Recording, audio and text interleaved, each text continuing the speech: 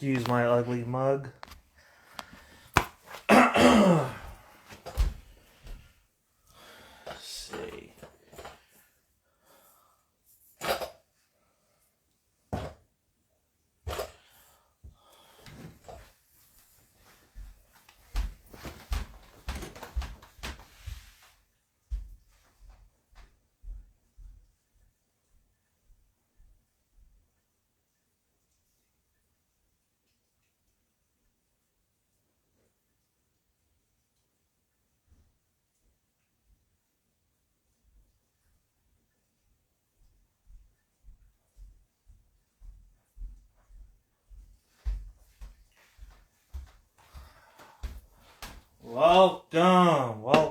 Welcome, ladies and gentlemen, to those who are there.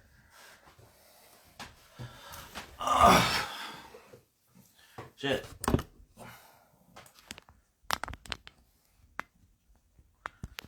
Why does that look crooked?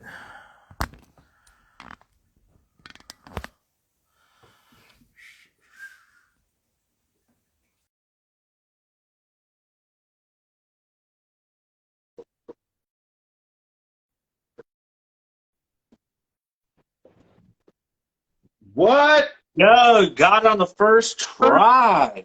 I think this is the first time in the history of R&Z Live that I've gotten this camera angle right, bro.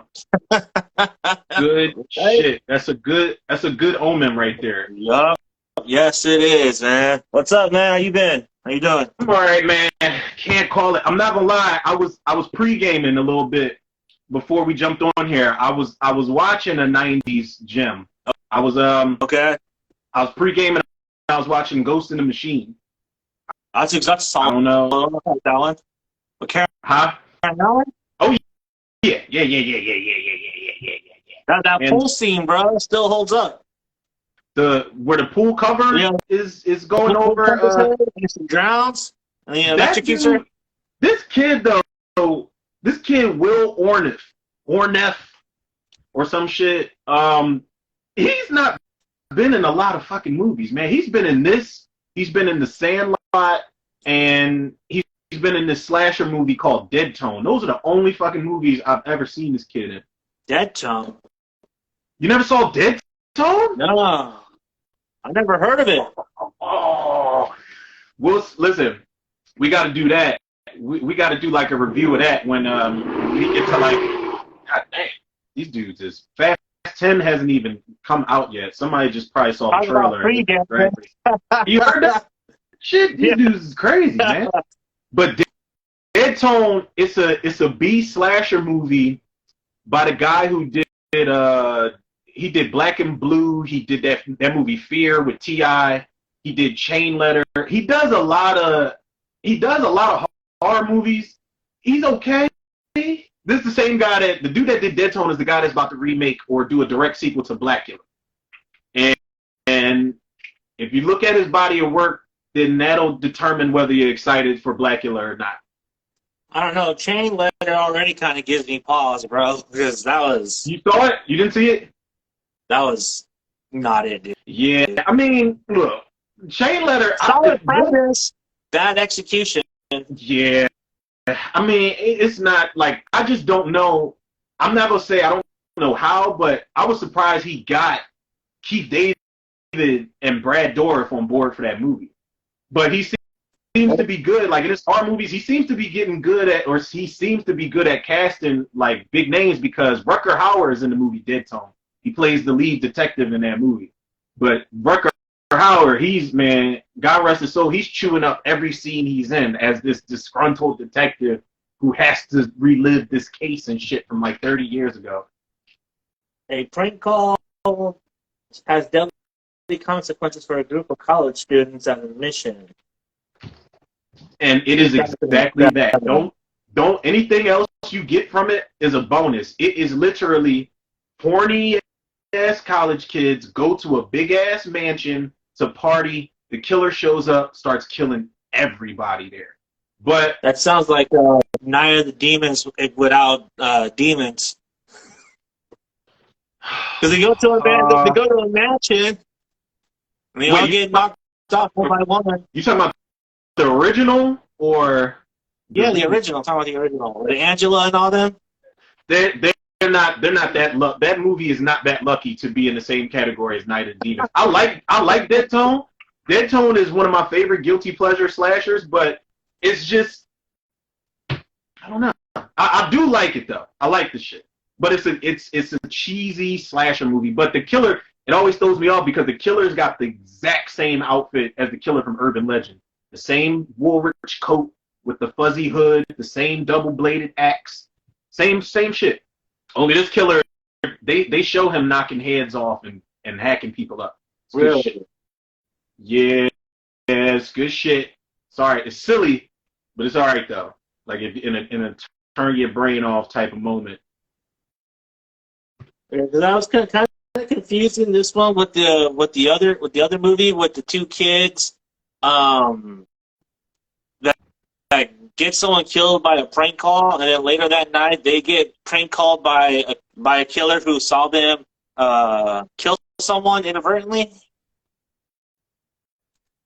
That came out like in 2010, 2012, around that time. Don't Hang Up? Is it Don't Hang Up? Is it the two teenage kids? The two dudes? Yeah. And one of the dudes is sleeping with his friend's girlfriend and they uncover secrets or some shit like that? Yeah, I think so. I think I saw that. Don't Hang Up. Is it Don't Hang Up? It might be. I almost said Don't Hang Up came out in 2016 though. 2016. This might be it. If it's Don't Hang Up, yeah, this I definitely saw that one. I'm thinking of the old school one. I Saw What You Did. That's on my list. I've never seen it, but that's definitely on the list of fucked up calls going bad. Yeah, this is the one. Yeah, this is the one. Don't Hang Up. Yeah. Yeah, I saw this, man, and it's okay. Like it was parts were really predictable in this movie, but it wasn't like a complete waste of time. It was alright. It was alright. Was alright. These two dudes, they were assholes in this movie, though. Straight up assholes, man. Speaking about everything being alright, how about that Scream 7, man? 7? No, Scream 6. Oh, I was about to say 7. I was about to say you want to talk about theories or some shit for 7. Yo, I didn't even do a review for Scream 6 yet, man, because it's so much to unpack. All my theories were wrong. No, there was one theory I had right. And spoiler alert, if anybody hasn't seen Scream 6 yet, my one theory I had right, actually it was two in one post. I said that Samara Weaving was going to be the opening kill. Yeah. And I said that shot of Sam holding the mask was going to be the end of the movie. It wasn't a big deal, but it was like at the end of the movie where she was holding the mask and then drops it in the middle of the street. Like, I knew Samara Weaving was like it was a cat, dude. Like, I want to cuddle this. You know what I mean? Yeah. Just like I knew, but overall, I think I gave it like a 8.5. But then I saw it again, and I'm like, nah, I gave it like a 9 overall, man. I fucking love Scream 6, man. I think I did a ranking, and wait, what did I have? I had Scream 1, I had Scream 3, and then I had Scream 6. Scream 6 dethroned Scream 5 because I did not expect that shit to go as hard as it did. The trailers let you know, like, this Ghostface wasn't playing. Yeah. But that shit. And he wasn't. Those are some of the best and most tense chase sequences in the franchise. Hands fucking down. I was like, really like, oh my God, like, I don't know what's going to happen in this shit. And Gale's chase sequence was intense. That shit was crazy. Yeah. That's probably like my second best sequence in the whole movie. That sequence. Right. Rightfully so, man. It was let me ask you this. We gotta address the elephant in the room if we're going to talk about Scream 6. Okay. How did you feel about the reveal? the reveals. Kind of how you felt when I saw that. I was like, yeah, that's exactly how I felt about that. Like, that's not good. But when I think about it, though, it's like it mirrors 2 in such a great way. You know what I mean? It does. It mirrors 2 in such a great way that I can't really hate on it. Yeah. But when you start thinking about it, and you can kind of pick it apart and tell who the killer is early on. I listen. I didn't care for the reveal. I'll be honest, I didn't care for the reveal. I did like the fact that they that the sister came back, so that was cool. I thought that was a nice touch. You know? Yeah. That was probably the second time we saw in a Scream movie where somebody faked their death and then they popped back up at the end. Because Roman did it in part 3, but I didn't like how I said I kind of looked at Roman in part 3 and I was like, we've never seen that before. We always see when somebody gets killed. We never find a dead body. Yeah. But when Quinn took the mask off, I was like, what the fuck? But the guy was like, yeah, little prosthetic and switched the bodies over. I was like, oh. And somebody called it, man. They said that cop was probably more than likely going to be one of the killers. And I was like, I don't want him to be the killer because he was just giving me fake-ass Dewey vibes. But I'm learning to appreciate how they are this crazed, fucked up trio of family members that were just on a rampage. And it does mirror part 2 as far as the revenge plot goes. So I can give it a break. But when they took the mask off, I was like, ew, this is not. Yeah, I was like, I honestly thought that it was going to be Kirby, and I was going to be pissed if they. Yeah, there was a moment where she walks the cell and she looks at the crew and then walks off frame. I'm sitting there like, you motherfuckers, don't you fucking do it! Don't you fucking do it! Don't you do it! Platform shoes.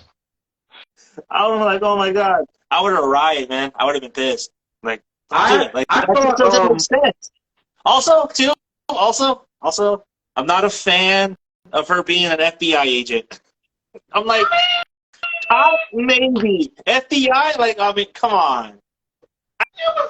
I guess, but yeah, I just didn't. I don't know. I didn't fuck with that part. Like, an FBI agent, really? Okay. Yeah, that's like cool. She just skipped being a regular police officer, and they were like, "Yeah, you're cute. You're cute enough. We can just make you profiler, FBI profiler at this point." Yeah, if she was like a BAU agent, I could have bought that. But to be a special agent in charge, I'm like, I don't know. I thought, I'm not gonna lie, at one brief point, and I told myself to get out of this mindset because I said it was gonna be too obvious. I did think it was the boyfriend. I did think it was Sam's boyfriend at some point because I'm like, this dude, I want to like him, but he just seems a little mysterious. But when he was helping, I thought he was in on it even when he saw Ghostface in Quinn's room. And he's like, yo, what's up, bitch? Like before he put the ladder across the room to help them.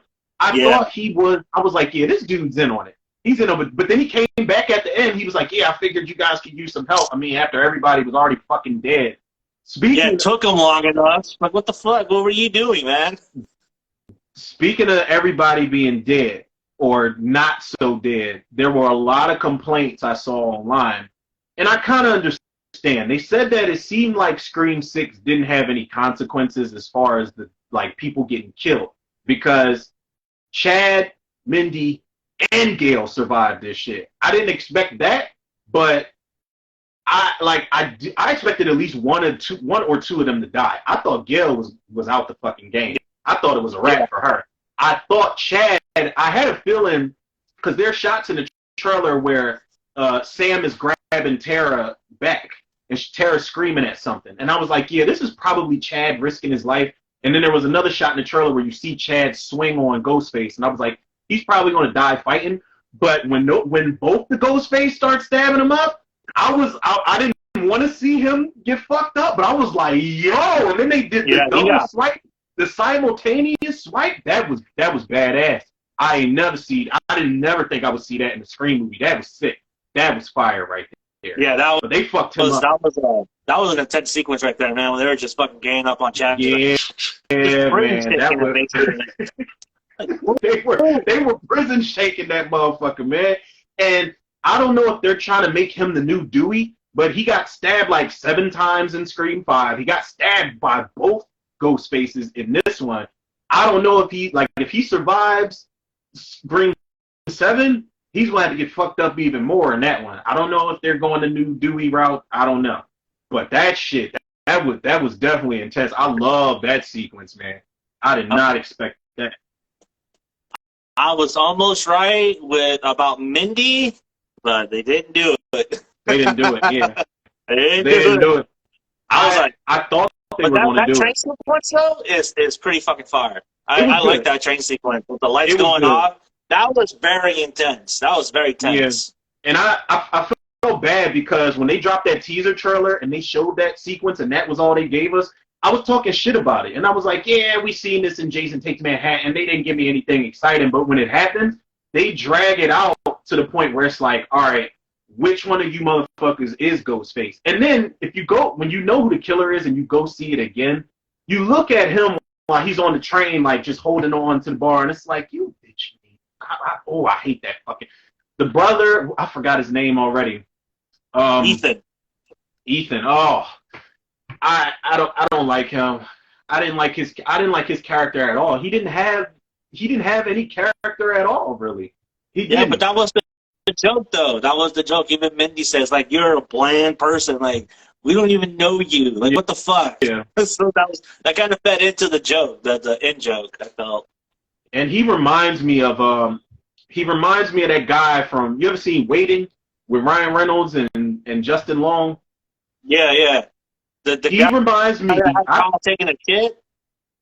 No, not him. I thought that was the guy who didn't get a chance to say anything until the end of the movie, where every time he's about to talk, somebody cuts him off, and then at the end of the movie, he just goes crazy, and he's like, "What the fuck are you supposed to be doing?" and all this other shit. He reminds me of that dude. But I like they're like the whole third act where they are unmasked. It's not terrible. It's just when they were like taking the mask off, I'm like getting all excited, and then they took the mask off, and I just deflated a little bit. It was. What would have been the reveal to like really sell that for you? Like what would have been that kind of reveal for you? Tara or Sam. I originally, that was one of the first guesses I had, was I thought Tara was going to be the killer, because I'm like, okay, Jenna Ortega's becoming this girl who's on a dark path for all the right reasons in all her roles. So I'm like, okay, they would have to have a really plausible motive, but I thought there was a shot in the trailer where she's holding on to Sam's arm and she kind of like smirks at her, like, but she looked like she's insane. And I was like, okay, this is either the look of her just giving up and just about to fall to her death, or the look of her like gotcha type of moment where, oh, you didn't know I was a killer, I'm about to pull you down with me. And that, I don't know, it could have worked, but then I thought somebody brought to my attention, they were like, yeah, what if Sam is the killer? In the trailer, she's saying, you know, this darkness followed me here and all this other shit, but it didn't. It was either Sam or Tara that was really going to get me going. But I mean, it's not the worst reveals in the series for me, but it was just, I don't know. I didn't expect it in a bad way. But it wasn't terrible. Though. It wasn't all terrible. It was a good third act.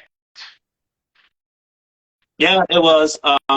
But when you go back and start looking at some of the flaws in it, like with the guns, there are 3 people in there with guns, and no one is shooting. And wait, and then how many times falls apart there? Like, how many times does Kirby get shot? Doesn't she get shot like 2 times in that movie? When her and the detective gets shot twice in the back, I believe. Yeah. Yeah, because her and the detective are facing off, and he shoots her. Like I like Kirby. I don't know. Maybe they're about to make Kirby the Gale Weathers. I don't know, because Gale gets fucked up pretty much every movie except Scream 3. She doesn't really take on too much damage in Scream 3, but she's been shot. She's been stabbed. Like, she's She's pretty much the female Dewey, and Cotton No, said it no, himself. Cotton's like, she went through punishment in Scream 3. She teamed up with Jennifer Jolie. That was her punishment. oh my god, don't listen. Don't come at Parker Posey like that, man. Parker Posey was a breath of fresh air. She's like Parker Posey is the Tina of the Scream series from Halloween 5. She's like Tina.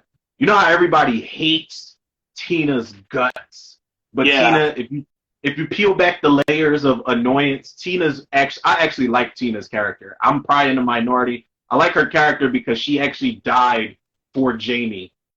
That's a topic in itself, like the unsung characters of horror franchises, like characters that people hated, but actually kind of put the work in. Tina, I don't know. Tina. Maybe some people would argue that Busta Rhymes is another one of those characters, but nah. I've seen that argument on TikTok. Like I've seen a few fools make that argument. I'm like, okay, dude, yeah, sure, yeah, all right, yeah, but whatever. I'm just tired. Like I don't feel like commenting or stitching your video. Like I'm good, dude. I'm not even gonna do that. Like if that's what you think, that's cool, man. But I want to every time. Like every time I see people defend, like people can like what they want. I'm fine with that. Yeah. But every time I see people praise Halloween Resurrection, I'm tempted to go back down the rabbit hole of shit and just talk about it every time. I can't help myself, man. I'm telling you, that movie is an abusive relationship slasher movie for me. Man. Such a great idea, and just not like fuck, man. What were they thinking? When we did that commentary, it's very noticeable that what's her name, Bianca Kovic, is just not very strong. No, she's not. I used to have I used to like her a lot, man. But even I knew back then she can't scream. Like you cast a scream queen, a final girl who can't scream, and that's cringeworthy. And her acting's not all that great. Like I liked her. Like she popped up in Dawson's Creek later on, and I used to watch the shit out of that show. But I liked her in that. But in Halloween, she's not good, man. Like I would have rather had, I don't know, maybe the redhead chick, Donna, be the final girl. Donna. I don't know. They just didn't cast decent. They cast paper. Yeah, they cast like paper thin chicks in that in that movie, man. It just I don't know. Maybe Sarah was written, huh? They should have made Katie Sackhoff the leading girl. Katie Sackhoff, the blonde hair chick. Yeah. Katie Sackhoff, she at least she was the fun girl. She at least had way more energy than the other chick that they cast in there as the final girl. I don't know. Those characters, they tried to make those characters individuals, but they just weren't all that good. Like I said, man, when I can't even root for the token black guy 100% in a horror movie, something is fucking wrong, man. Because you're doing all the wrong things. All the wrong things. That movie. That movie takes me to a dark place every time. That should be having me stressed, man. So have you seen the new John Wick movie yet? I have not. Did you see it? Yeah, I saw it. Fucking excellent movie, man. Great action sequences, a really great send-off. So when you get a chance, man, definitely go see it because I would love to talk to you about that. Because it's a fucking great movie. So I got a question. What's up? I don't think it's a spoiler, though. Is Scott Adkins as annoying as he looks in that movie? Okay. Because I almost didn't recognize just the right amount of annoyance, but it works because he's playing off Donnie Yen and Keanu Reeves. So, like, they all have this great scene together playing Texas Hold'em. It's fucking awesome, dude. Okay. Because when I saw his character, I'm like, did they, like, Colin Farrell Penguin Scott Adkins? And I was like, okay. they made him into a character. I like it, but then when he has a little bit of dialogue in the trailer, I'm like, this dude looks obnoxious. He looks like a Dick Tracy villain or something like that. And I was kind of worried, like, I don't know. I don't know. Just the right and I like amount Scott of noise. Just the right amount. Like he's excellent though. It's fucking awesome. And then it's so great because he's wearing a bat suit and he does a roundhouse kick. It's fucking awesome. Does he? Yeah. Okay, he does a roundhouse kick and he kicks John Wick off the fucking railing. It's fucking amazing. And you can see the bat suit moving also while he's doing the kicks. It's fucking great. Listen, if Scott Adkins can pull it up, because I like Scott Adkins, man. He's in like I didn't even realize when I had watched Day Shift for the first time, he plays one of those Russian brothers. I don't know if you saw Day Shift or not, the vampire movie with Jamie Foxx. Jamie Foxx, the Vampire Hunter. Yeah, did you see it? No, I have not seen it. It's okay. Like I gave it like a 7 out of 10, but that should have been one of the best vampire / action movies since From Dusk Till Dawn. Like as far as how much fun you have watching it, but it's pretty fucking basic. The story is basic. The villain fucking sucks. Like it's not really as funny as you would think, but there's a sequence with Jamie Foxx, Dave Franco, Scott Adkins, and I can't remember this actor's name, but he's the guy who plays Stan in Stan Helsing. And they go into a house. Oh, God damn it. I can't think of his name right now. John C. McGinley. John C. Is that McGinley. his name? Yes. Okay. That dude, the dude that plays Stan in Stan Helsing, they all go into this house full of vampires, and it's gunplay, it's martial arts, it's the best sequence in the whole movie, and Scott Adkins is whooping ass. But I like Scott Adkins, man. I wish, like, if we're gonna, like, in another world, I wish he would have got to play Batman. Like watching his audition tape he auditioned for Batman in Batman vs Superman. His audition tape is on YouTube, and he doesn't do a bad job. He does not do a bad job. He looks like he probably would have been an intense Bruce Wayne, but they gave it to Ben Affleck. The best man won. I like honestly, everyone wants to shit on that casting, but I thought that was great casting because it went against type. And honestly, I think Ben Affleck is actually a solid Bruce Wayne. Like, I don't think he's a great Batman, but I think he's a solid Bruce Wayne.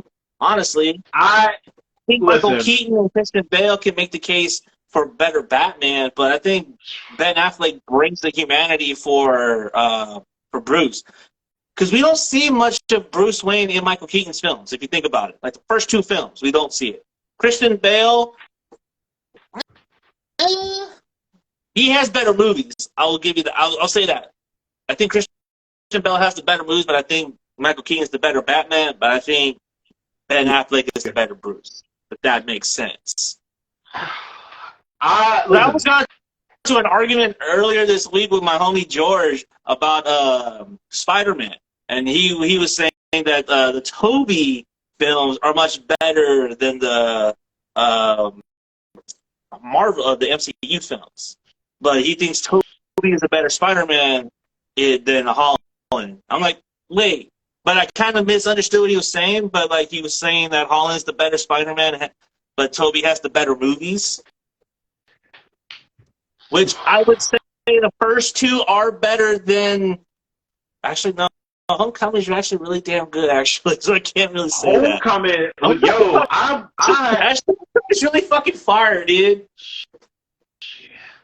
And it's a lot of, you don't, like, Homecoming's not overwhelming in the sense that Peter or Spider-Man and Vulture just keep fighting. They barely run into each other in that movie. They run into each other like 2-3 times, and that's that. Homecoming is like an origin story without an origin story. I think it's Far From Home that I don't really like as much. It's okay, but I didn't really care for Mysterio all that much. But god damn, that's got me thinking. I like the Sam Raimi movies. Spider-Man 3 is next to No Way Home, or after No Way Home. Spider-Man 3 was my favorite Spider-Man movie. I know it's cluttered. Wow, that's bold, dude. That's bold. That's crazy. I'm gonna tell you why though, because craziest thing, the Amazing Spider-Man 2 is better than Spider-Man 2. I love the Amazing Spider. Like my opinions on Spider-Man movies pre-MCU are always controversial. Spider-Man 3 I think is the best of the Raimi movies. Amazing Spider-Man 2 for me is better than Spider-Man 2. Now don't get me wrong, I found a much better appreciation for Spider-Man 2. Yeah, I know. I probably sound like I'm speaking blasphemy. At least it's not Sunday. It's not Sunday. I feel like we got a question. We say what Darth Daddy said. What is the best Spider-Man Peter Parker? I think the best Peter Parker is Tom Holland for me because he feels Tom Holland feels like Peter Parker. He feels like a kid. He feels like a high school student, like that kid who's cocky a little bit but still doesn't know his own strength and can still get his ass kicked. Spider-Man wise, I got a soft spot for Andrew Garfield, man. Like it's like his Spider-Man is cooler. He's cool. He's just cool as shit. Peter Parker, I think it'd be Garfield. I think Garfield because he's much more akin to the Peter Parker that I grew up with in the cartoon, Spider-Man cartoon. He's he's like very so much modeled after that Peter Parker. So that's where I think Garfield has it. I think Tobey is the better Spider-Man. I see that. I think Holland might have the better movies, but that's a whole other argument. But after we discuss Homecoming is pretty fucking fire. I mean, that sequence in the car with Michael Keaton is one of the most intense sequences in a Marvel film, dude. That is crazy. That sequence had me bitching like I was in the back seat because Michael Keaton was not. He's like, yeah, you have fun, Gumdrop. I'm gonna have the talk with him. He turned around with the burner on seat, pointed to Peter like, does she know? And his acting was so fucking good in that scene, man. Both of their actings was so good. Man, I said actings. Said Spider-Man, Tobey, Peter, Holland. I mean, I can see that. I feel like while everything's subjective, this is a conversation I can't really argue people down about it because I completely understand why they have certain picks because it's so much to take away from every Spider-Man franchise that we've gotten. We've gotten 3 different franchises, 3 different actors. It's the same with, I feel like the Spider-Man conversation is more plausible than the Batman conversation. The Batman conversation, I'll debate people on that.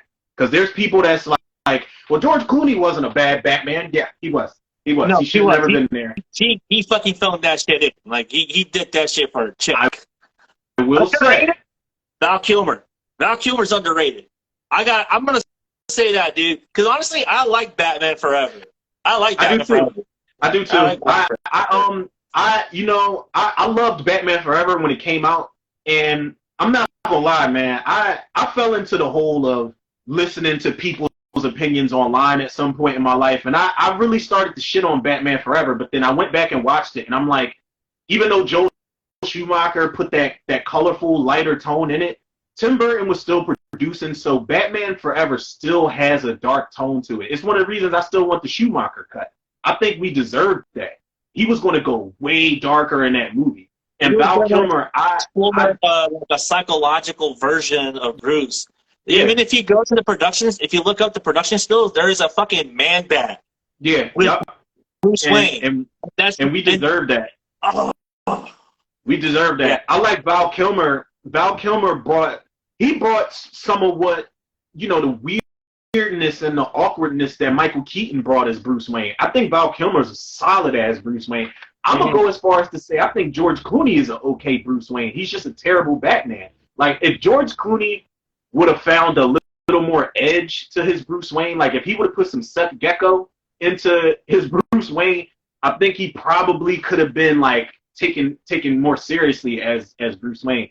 Dark Daddy says Keaton was the best Batman. I can't argue that. I can't argue that down. I definitely see why you say that. I can see it. Keaton seemed like a guy who had mental issues who would dress up like a bat at night. Keaton is unhinged in those movies. He's fucked up in the head, man. Yeah. Keaton. So, okay. What would your ranking be? What would your ranking be as the bats go? All right. My rankings overall. Yeah. Whew, I'm about to disgrace Tim Burton fans everywhere in the world. Let's go. My rankings overall: Ben Affleck, Michael Keaton, Christian Bale. But my bad. I'm forgetting somebody. Oh, how could I forget? Even though he's got one movie. Hold up. Let me. Adam West? Are you talking about Adam West? Oh no, I was talking about Robert Pattinson. If we were talking about like live action big screen adaptation, I forgot about Robert Pattinson. I forgot Pattinson. All right, Ben Affleck, Michael Keaton, Christian Bale, Robert Pattinson, Val Kilmer, George Clooney. And I almost picked Pattinson over Christian Bale, but I'm not even going to bullshit myself. He had one movie. I'm not about to be that guy that thinks one movie trumps an entire trilogy. Christian Bale carried that trilogy on his back as Bruce Wayne and Batman, so I can't hate on that. I can get past the, like, you know, him sounding like his fucking larynx is about to fall out. Like, I hate that Batman voice, but I appreciate what Christian Bale did. I do. I don't know who we're about to get next, but they got big shoes to fill. They keep talking about Jensen Ackles. No. No. He's terrible. Hey, better than Wentworth Miller. Woo! They got that boy Wentworth. Boy, listen, the day Wentworth Miller, now I'm not one of those people that's like, man, if they do this, I'm done with the series. But if they cast Wentworth Miller as Batman, I'm not watching it. You can get Eva Mendes to play Poison Ivy, which is something I've always wanted. You can get Megan Good to play Poison Ivy. If Wentworth... Darth Daddy says these are his rankings: Keaton, Kilmer, Bale, Affleck, Pattinson, and Clooney. Keaton, Kilmer. That is interesting. Yeah, dude. Fuck yeah.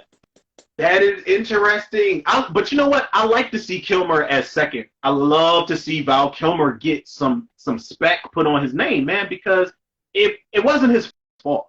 You know, Michael Keaton had 2 whole movies, and he cast a pretty big fucking shadow. But I do like Val Kilmer, man. He's very subtle and like he's like disoriented Bruce Wayne, but he's really calm about it. I think Clooney is everybody's last pick in the world, honestly. It's unfortunate.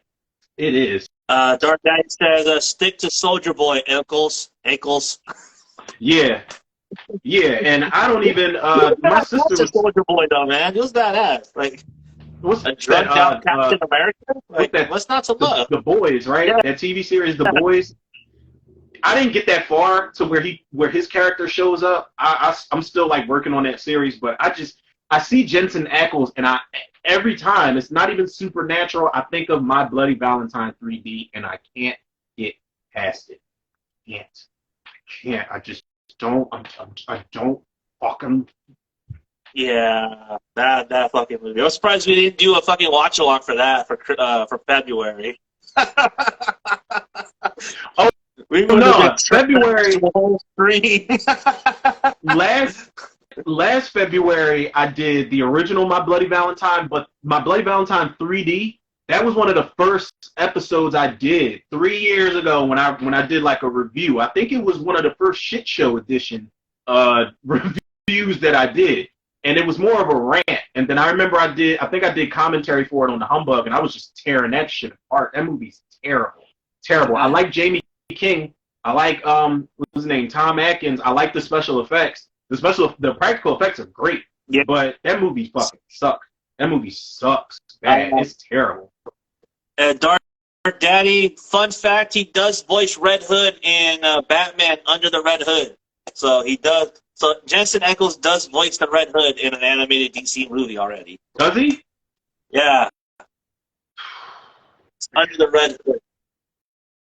Jensen Ackles. I'm trying to figure out if I'm putting him in the same category as the Wentworth Millers and the Sam Worthingtons and the Scott Eastwood. I, I feel like I add a different actor to this list every time we do this show, man. Yeah, Jensen yeah. Ackles. Last time you added Brie Larson, I was like, God damn, from shots fired. Listen, Brie Larson's going to get her, if she can do a decent job in Fast 10, and I know Fast 10, I was just saying, Fast 10's not known for great acting per se, but if she can do a decent enough job in Fast 10, I'll take her off that list. She's playing Kurt Russell's daughter in that movie, so I'm like, okay, maybe they're going to make her a badass. Maybe. So, I got some breaking news, actually. What is it? Danny McBride has offered his thoughts on Halloween Ends criticism. These are direct quotes from Danny McBride. I'm about to read them to you right now. Let me know what you think. You're buffering. That must be my internet. I'm good now? Yeah, you're good. Okay. Yeah, we were getting these fucking alerts, man. This fucking everybody's about to turn into the crazies out here because it was like a spill in the Delaware River.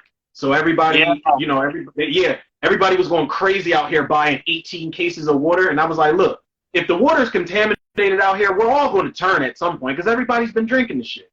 But we just got a notification about that, and I'm like, this is the crazies all over again, over again. Shit, man. But no, what's the Danny McBride news you were talking about? Okay, so Danny McBride gives his thoughts on Halloween Ends. I think that it is a valid criticism. All three of these movies was really David Green's sort of brainchild. He had a distinct idea of what he wanted to do with this, and I just felt lucky that he brought me along for the ride to help him where I could and try to give him anything I could on it.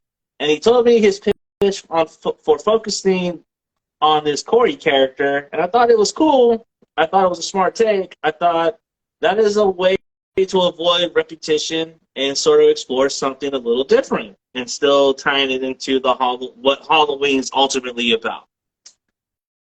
That's not to say that all were unimpressed with Halloween Ends, as some viewers agree that with McBride and applauded Green's decision to take an unexpected route. Despite the film's reception, McBride enjoyed being part of the iconic franchise. I'm a massive Halloween fan, as well, so I just wanted to give something that would make fans excited and not make fans angry with you. It was fun to try to pull that off for the better or worse. I got to meet Carpenter, Jamie Lee Curtis. It was kind of surreal participating in furthering that story. It was awesome. I always tried just to pick things that kept me excited creatively and put me to work with people that I admire or have wanted to work with. Ultimately, this is the project, something that I would want to see myself in. And then they ask him on whether or not if Myers can continue without Michael. He says, I feel like we had a blast creating this and making this, and it kind of feels like we have put a thumbprint on it. And I think, never say never, but it would be interesting to see what else is out there and what else somebody can do with this. End quote. AKA, we ain't fucking with this franchise anymore. We gave y'all 3 movies. Now leave us the fuck alone. That's really what he wanted to say, but he was trying to keep this shit professional. Man, look, I feel like they all knew the balls they were coming in with Halloween Ends. They knew, even Jamie Lee Curtis said it. She was like, people are going to be pissed. And people were.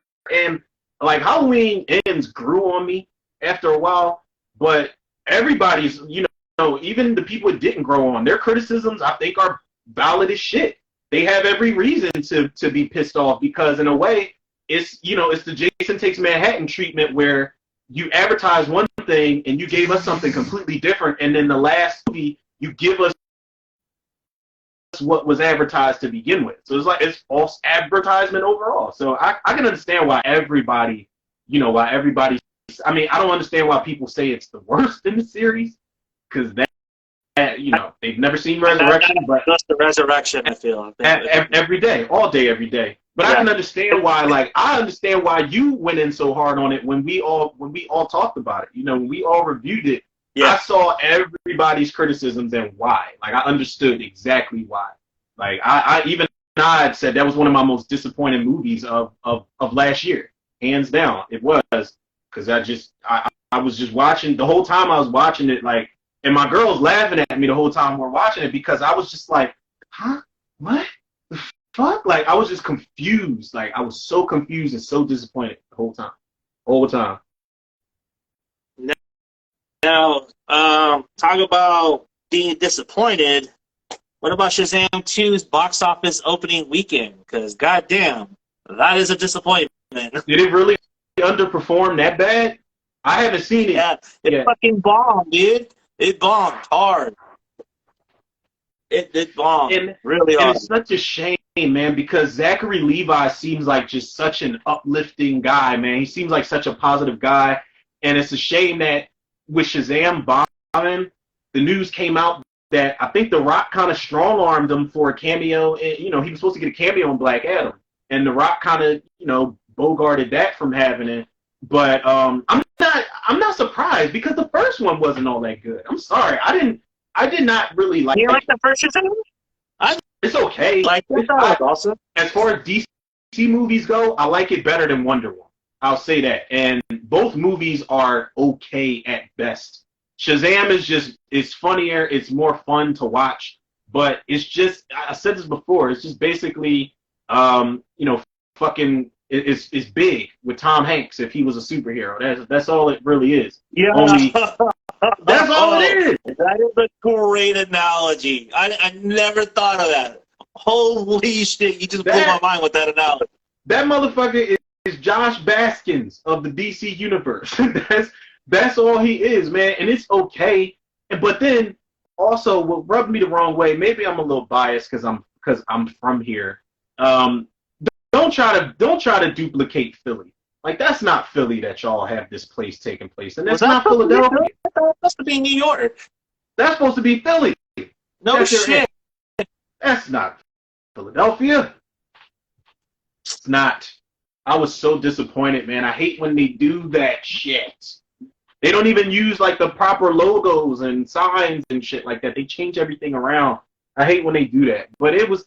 And the villain was weak as shit. Now, the best thing about the Shazam movies is making good. Hands down. And she's in it for like 5 minutes. Is she? In the new one? She's only in the end. Yeah, it deserved to bomb if that's the case. But, look, and first of all, who is in charge of their marketing team? Why would y'all spoil the Wonder Woman cameo in the trailers?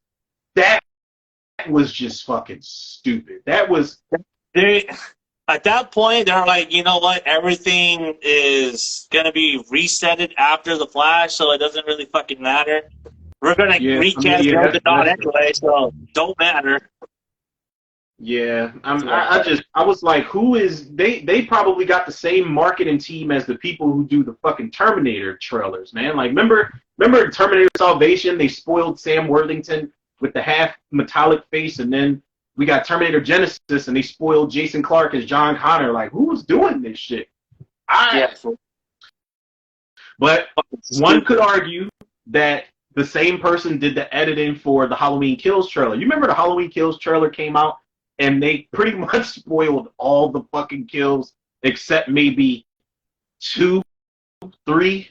We saw I think they gave away all the good shit. Like the good shit. And one of those 3 I mentioned, we kind of do know that, like the one I was saying that one of the 3 that I was saying wasn't spoiled. I was talking about Lonnie Elam's death, where Lonnie's up in the attic. But when Cameron's walking down the hall and you see the blood dripping, it's like, all right, he probably finds his dad up there or something. But yeah, they spoiled a lot. I can see why people were pissed off about that trailer. They spoiled a lot of shit. Even in the Halloween Ends trailer, they spoiled shit because, you know, Michael Myers got his fingers blown off and they were showing him with all his digits. All his digits. Damn, Shazam. Not like I had high hopes. Yet, so, but I heard it was actually really good, despite everyone's, despite critics' reviews of the movie. Yeah. I think Caesar and Aaron over there on Cinema Space, they both enjoyed the movie. So, yeah, I don't know. I haven't seen it yet. I probably wait until it's on HBO Max. Exactly. Yeah, I'm not paying to see that shit. I'm not. I'll look more forward to maybe seeing like the Super Mario Brothers movie instead of Shazam. I can't. It's not a character I'm invested in. It would have been nice to see Shazam, Black Adam, and Superman all in one movie. That would have been cool, but I'm not really rushing to. I mean, I was hyped to see Lucy Liu and Helen Mirren in that movie, but it's not enough. Not enough, man. They don't have enough to and I think also what turned off a lot of people is that there's like a hard reset going on in the DCEU. Now it's DCU. So a lot of people are just kind of turned off by that now. So like, why the fuck am I going to watch this movie if you're just going to reset it within the next two movies? Yep. You're just going to reset the whole thing over again. So, that's true. I feel like the only movie that might not suffer because of that is The Flash, because I'm pretty sure people are going to want to see how everything gets reset in the DCU now. But yeah, man, like they done canceled Wonder Woman 3. Shazam just bombed. I did see something where Jason Momoa, they had an article today. Jason Momoa is teasing that he's happy James Gunn is on board, and we haven't seen the last of Aquaman, so I don't know. We might get, depending on how Aquaman 2 goes, we might keep Jason Momoa. I'm cool if they do. I actually like Aquaman. It's just the rumors surrounding that movie have not been very favorable, dude. I know. And I did not like reading that shit, man. I was just like, no. I was like, no, not City of the what is it? Aquaman and the Lost Kingdom. Yeah. I said, no, not James Wan. Like James Wan, if he is on, let me look this up because I think James Wan came back to direct this. I trust James Wan, man. I might not be a fan of all of his horror movie universe shit that he pulls off, but if it's one person I trust, it's James Wan. Like we need shirts that say "In James Wan we trust." Yeah, James Wan. Yeah, man. Because there's no way. And plus, Aquaman, if those box office numbers were right, they had like a chart of which movies gross the most. Aquaman is the highest grossing DCEU movie that they've done so far. It grossed more than Batman vs. Superman, Birds of Prey, all of that shit. So one would want to keep a cash cow. I hate to put it like that, but it is business at the end of the day. They should want to keep their cash cow. It'd be stupid for them not to. Fucking Amber Heard still attached to the project, so I don't know how much you promote that Amber Heard's in the movie. She's not in a good light right now. I know that.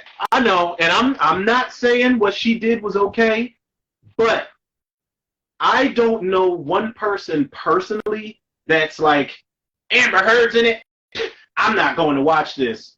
You got me fucked up if you think I'm not going to see it just because Amber Heard took a shit on Johnny Depp's bed. I'm still going to see this movie because I've got a whole bunch of other cast members to work around. Now, I don't know if they're going to take her scenes out of it. I don't know if they're going to keep her. They filmed the whole movie, and it would add to the budget of an already ballooned budget to refilm her scenes. So they can't, because she plays an integral part in this movie. Yeah, she does. She sure does.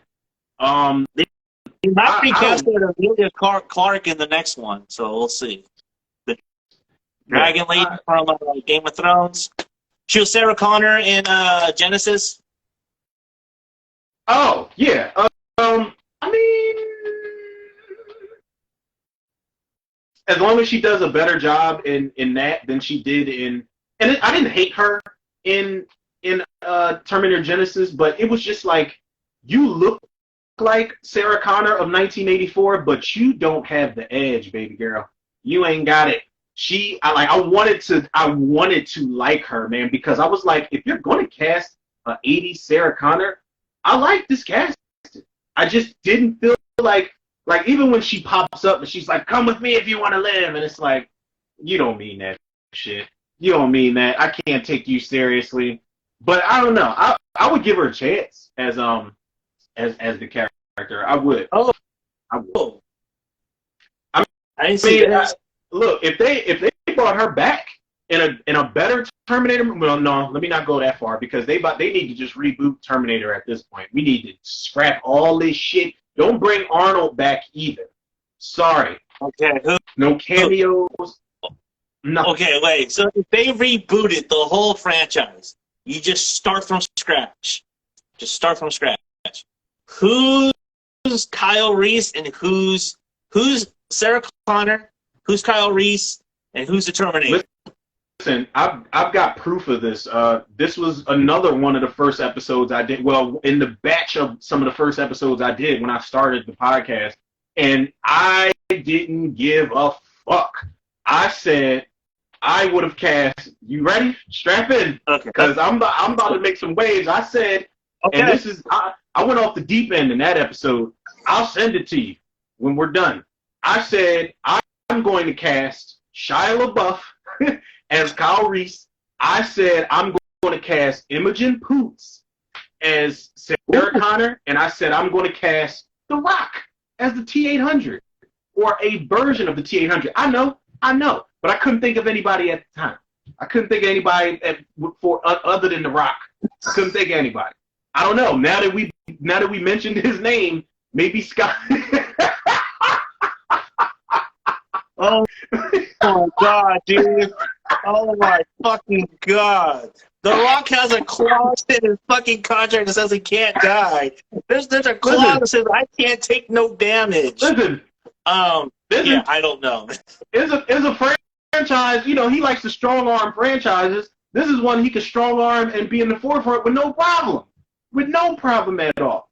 But The Rock, the only reason I picked The Rock is because that is something that was talked about for decades, is The Rock taking over the franchise. This was back when The Rock was like, after he did Doom. You know what I'm saying? Like, people were talking, but now, since we talked about him earlier, Scott Adkins as the T-800, I don't know. But The Rock, that was my cliche go-to. But yeah, I rocked the boat with my opinions. I remember precisely saying Shia LaBeouf and Imogen Poots. Imogen Poots, I picked her because she's got this I could snap at any moment type of thing, and I feel like she deserves a lot better than a lot of the roles that she's gotten over the years. She's way better than what she's done. That is her, man. Solid casting. Shia LaBeouf. Yeah, I know. I don't know about that.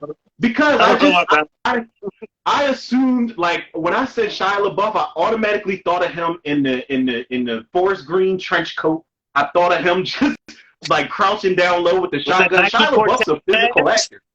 Yeah, he's a physical actor. I thought of him like in his chase sequences in the Transformers, and I kind of thought of him in the movie Eagle Eye. I thought of him in the movie, what is that movie? Not Legend, Lawless. Which one? Tax Collector. I've never seen it. Is that the one where he plays an essay? Right now, it's a low budget movie. It's Is it good? Huh? Is it any good? The Tax Collector? I haven't seen it yet. It's on my watch list, but I've seen clips of him talking in Spanish, bro. And this dude is he's the he's the white guy that acts Chicano. So that's him. Yeah, I heard it was a little bit of controversy. What's up, Gamer Harold? Man? Yeah, I was about to say you got somebody in here for you specifically, sir. I gotta maybe I'll put that on my watch list. That's on Hulu. If you like Hulu, it's like Sabotage and I don't know. It's like one of those gritty hood movies, bro. Sabotage with Arnold. Yeah, with DEA. I've never seen it. Is that good? You never seen Sabotage? Oh, dude, that's I've never seen it, bro. I remember watching it, and I was like, this cast looks pretty decent. Yeah, I forgot. It's really good. It's the guy that wrote Gamer Herald says, hello, Romero. Yo, what's good, Gamer Harold? What's going on? How are you? Draco Thank you May, for what's up, joining man? us. I forgot how to fucking spell sabotage. Oh, here we go. Oh my God, your favorite actor Sam Worthington's in here? Yeah, man. That's probably why you didn't see it. Fuck! Oh, David Ayer. But he did this. died, Okay. so he died, so, I mean, if that's any consolation to you. Automatic 10 out of 10. Automatic 10 out of 10. Automatic. Oh, and Joe Manganiello is in this. I don't know how to pronounce them. I don't know how to pronounce that motherfucker's name. Oh, Draco's in here. What's good, Draco?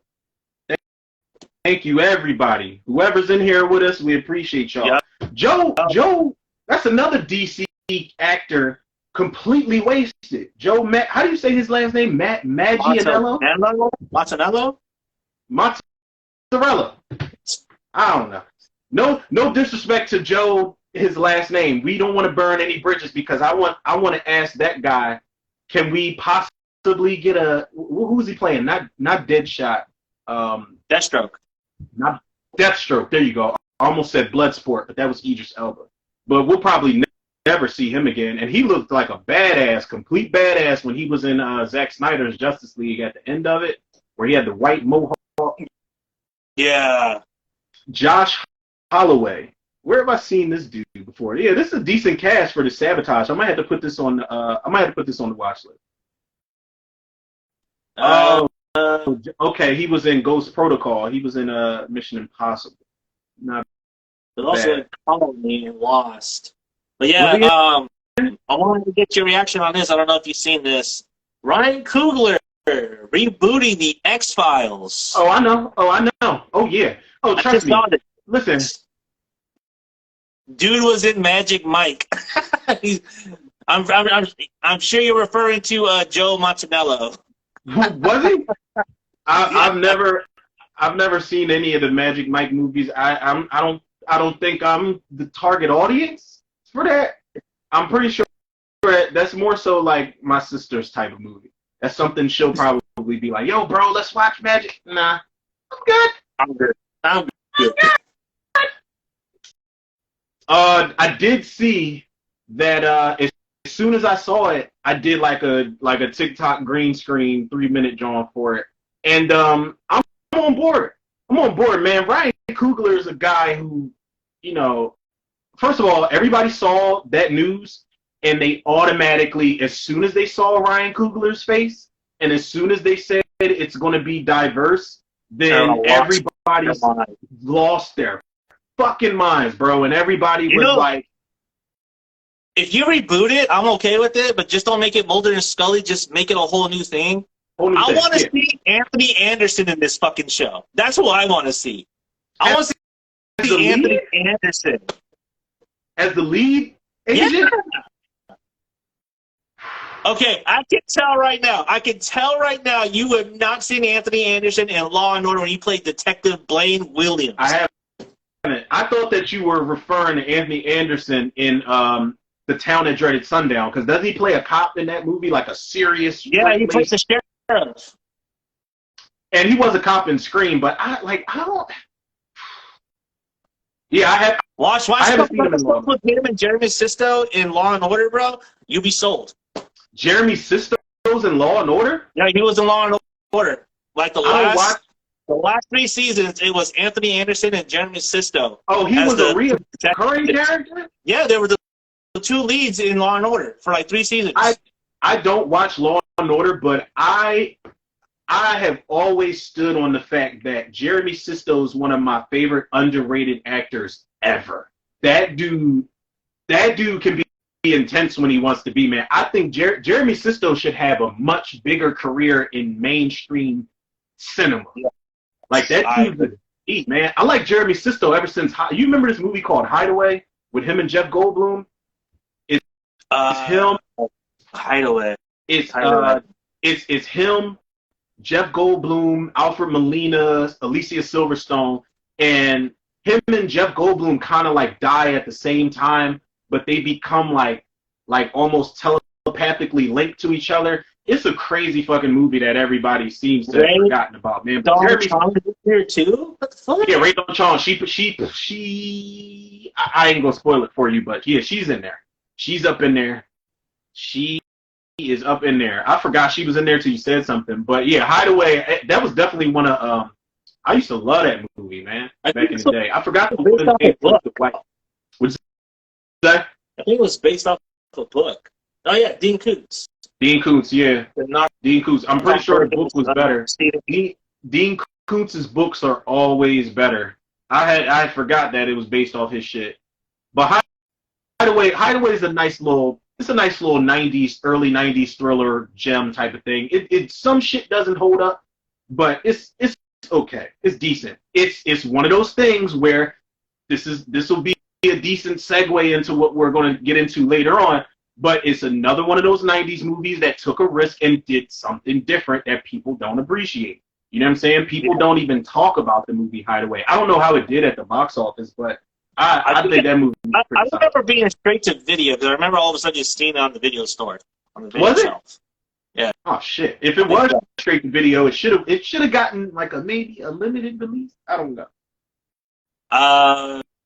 Dark Daddy says, yes, sir, so regarding to our Magic Mike question, and he says, saw it with a wife. Wink, wink. Well, that makes sense. That makes sense. I've been in the theater mad as shit. Like, I gotta hit the fucking gym, man. Channing Tatum's making me look bad. But apparently Channing Tatum gained an even bigger fan base with women after that movie.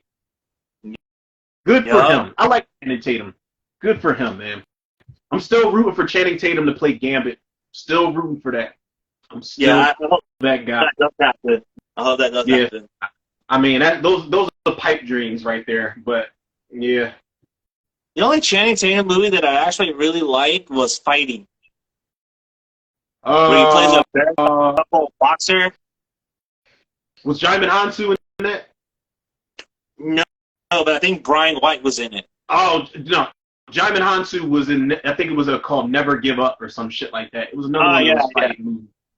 Yeah. And he actually said it I remember in the trailers he says it. If the movies, hold on, I gotta make sure I'm right about this. Because I hate when movies say the title of the movie in the movie.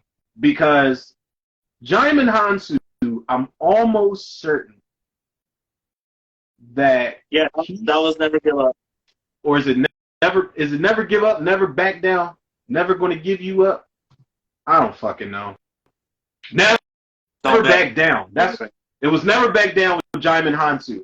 And it's in the trailers, he's like pounding on the ground or talking to the dude while he's on the ground. He's like, never back down, come on. And I'm just like, where's the fucking invisible camera to look into? And it is tonight that I realized Jeff Wadlow directed Never Back Down.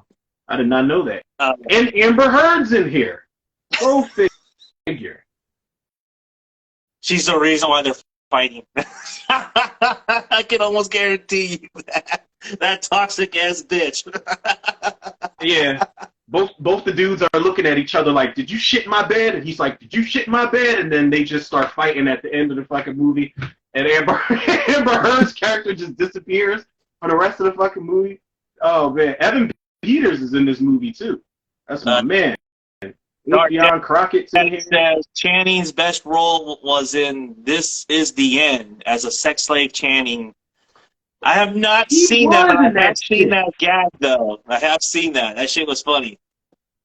That shit was wild, man. Like, I did not expect that shit in that movie, man. That movie pulled no punches, man. That shit. I gotta go see that. Like, I have to see this movie now. I've not seen this movie. Oh, this is the end? Oh, I've never seen it. Mainly because I think this has Seth Rogen in it, and I fucking hate anything with Seth Rogen in it. The way you feel about like John Courtney and Wentworth Miller, that's how I feel about Seth Rogen. I fucking hate it. Bro, trust me. There is enough funny to go around to where you can hopefully enjoy it and not even... I mean, Seth Rogen's in it a lot. It's really about, at the core of it, it's about Seth Rogen and Jay Baruchel's friendship. But I'm telling you, man, everybody's in this movie. If you like all the raunchy, crude humor, toilet humor comedies, everybody's in it. The dude Aziz is in it. Kevin Hart pops up. Fucking Hart here? What the fuck?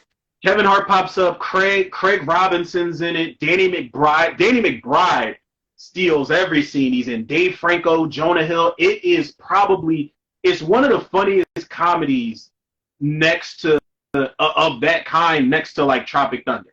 Like as far as like, yo, this is unbelievable, dude. Like holy shit. And they're all playing themselves, so they all make these meta ass jokes. Like they're all hiding out in Dave Franco's house in the apocalypse, and like Danny McBride's like, oh well, you mean to tell me the Green Goblin doesn't have this inside of his house? That's a shocker. Like they're all just throwing these jokes at each other, yo.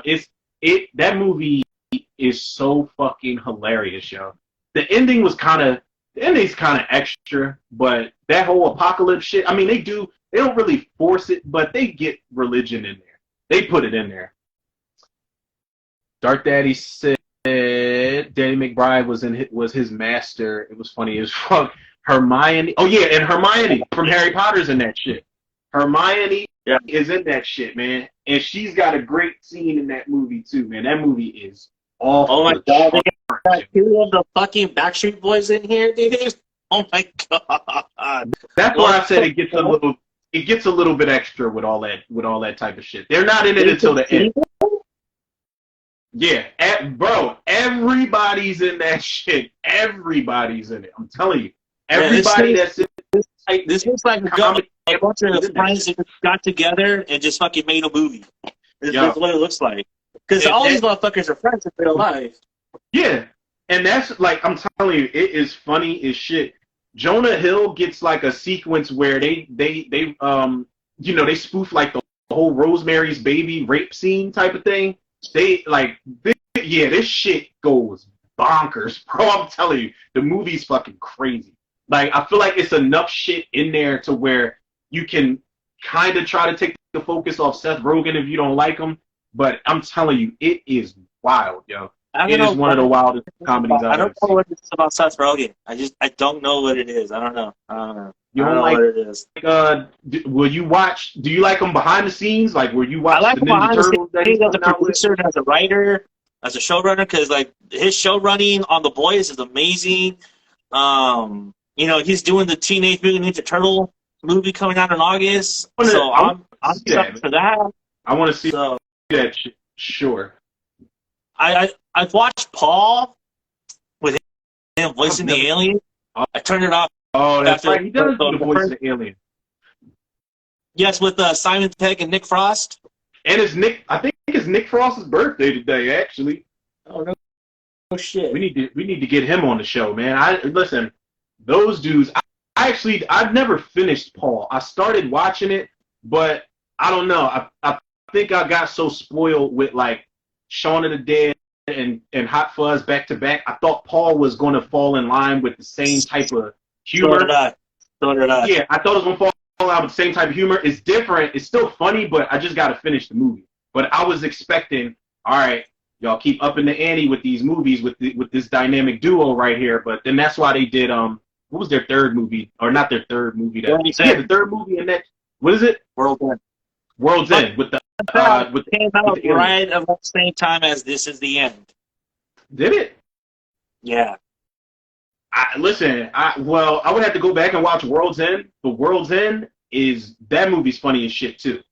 That movie is pretty decent. I didn't think that one I have not finished. Yeah, I have not finished that one. It was pretty good. I think Shaun of the Dead is probably the best of those three movies that they did. But This Is the End. Like, those dudes are dangerous when they work together. I would have to rewatch Hot Fuzz, man. I remember fucking loving Hot Fuzz, man, and just thinking, oh man, this is the shit. Hot Fuzz might be a perfect 10 out of 10 for me. That movie, and it's a whodunit mystery. Oh my God, let's catch this killer in a small town, and Simon Pegg got basically exiled from where he was at before.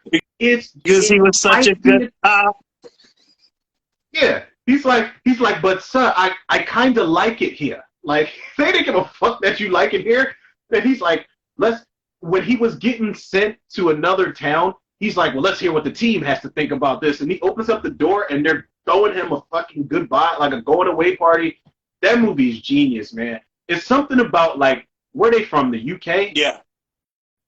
It's something about their style of humor that just fucking fires on all cylinders, man. I don't know what it is, but the comedic timing that those dudes have out there is just is fucking like chef's kiss, man. It's hilarious. It's fucking hilarious.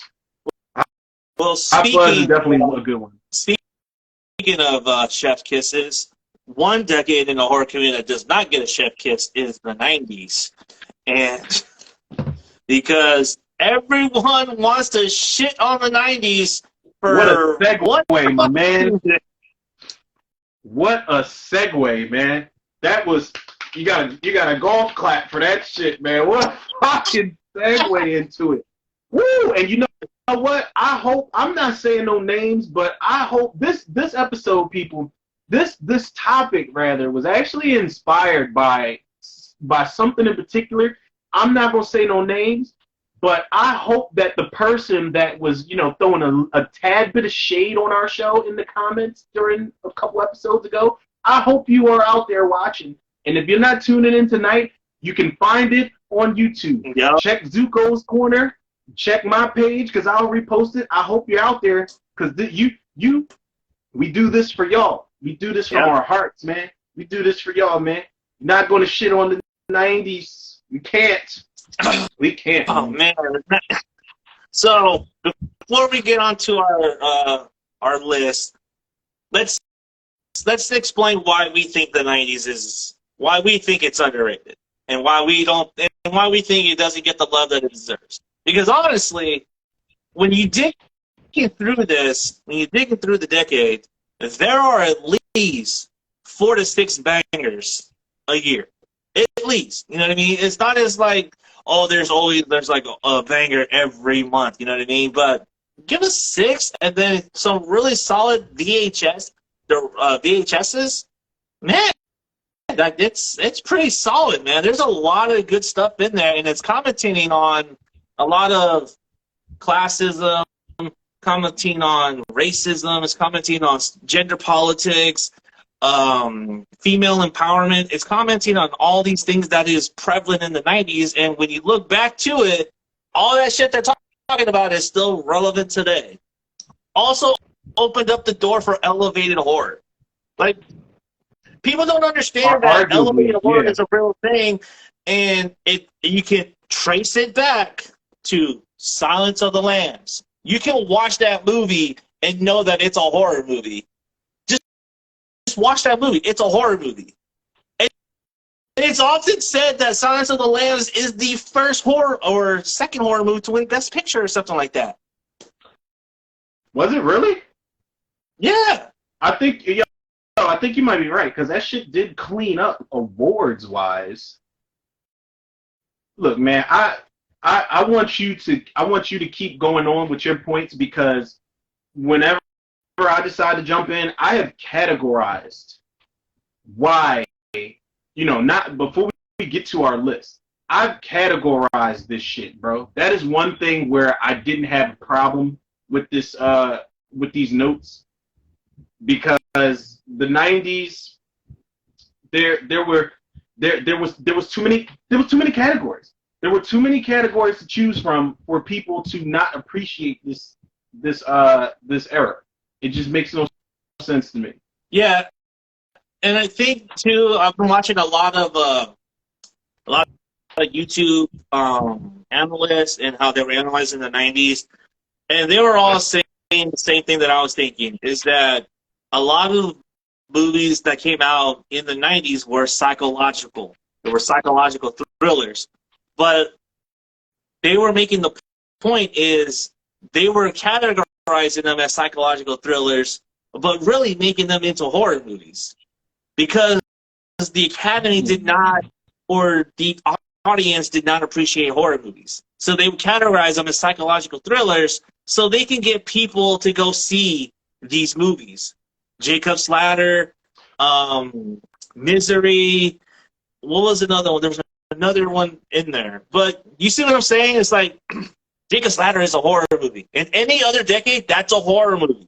Yeah. But in the 90s, it's a psychological horror movie. It's a psychological thriller. And so they're playing that up and saying, look, this is a psychological thriller. It's not a horror movie. We want to win awards, too. We want to get all still that. A lot of people that have shit, never even seen Jacob's Ladder before. And I'm one of them. I'm one of them. Yes. That is one that is on the list, and that is the movie that I desperately need to see. But I have not seen it. Stay away from the remake. It's rumored for me. So I am really just kind of waiting till I forget a lot of the details.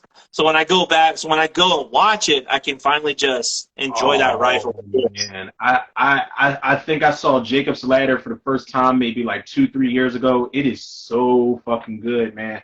It's fucked up, man, and somebody spoiled the ending for you though, because I think I one of those. I think I was going on YouTube and I was looking up like 90s, because we did this topic on the Bump the Night podcast as one of our first episodes, and doing research, that ending got ruined for me. I'm like, motherfucker, I wanted to see that. You know what I mean? Yeah, because it's such a twisted movie, man, and Tim Robbins, like, you feel so bad for him. Stay away from the remake. I can't make it through that remake to save my fucking life. They came out with a remake with Michael Ealy and Jesse Williams. It's just not good, man. It's not good. But Jacob's Ladder, please do yourself a favor and watch that. Whenever you're ready, watch it. Oh yeah, I'm gonna watch that shit for sure. But man. I can't watch it because I gotta watch it with the wife. So that's another thing. So me and her making time to see that movie is like another thing. If I watch it without her, then it's like, why'd you watch it without me? Why?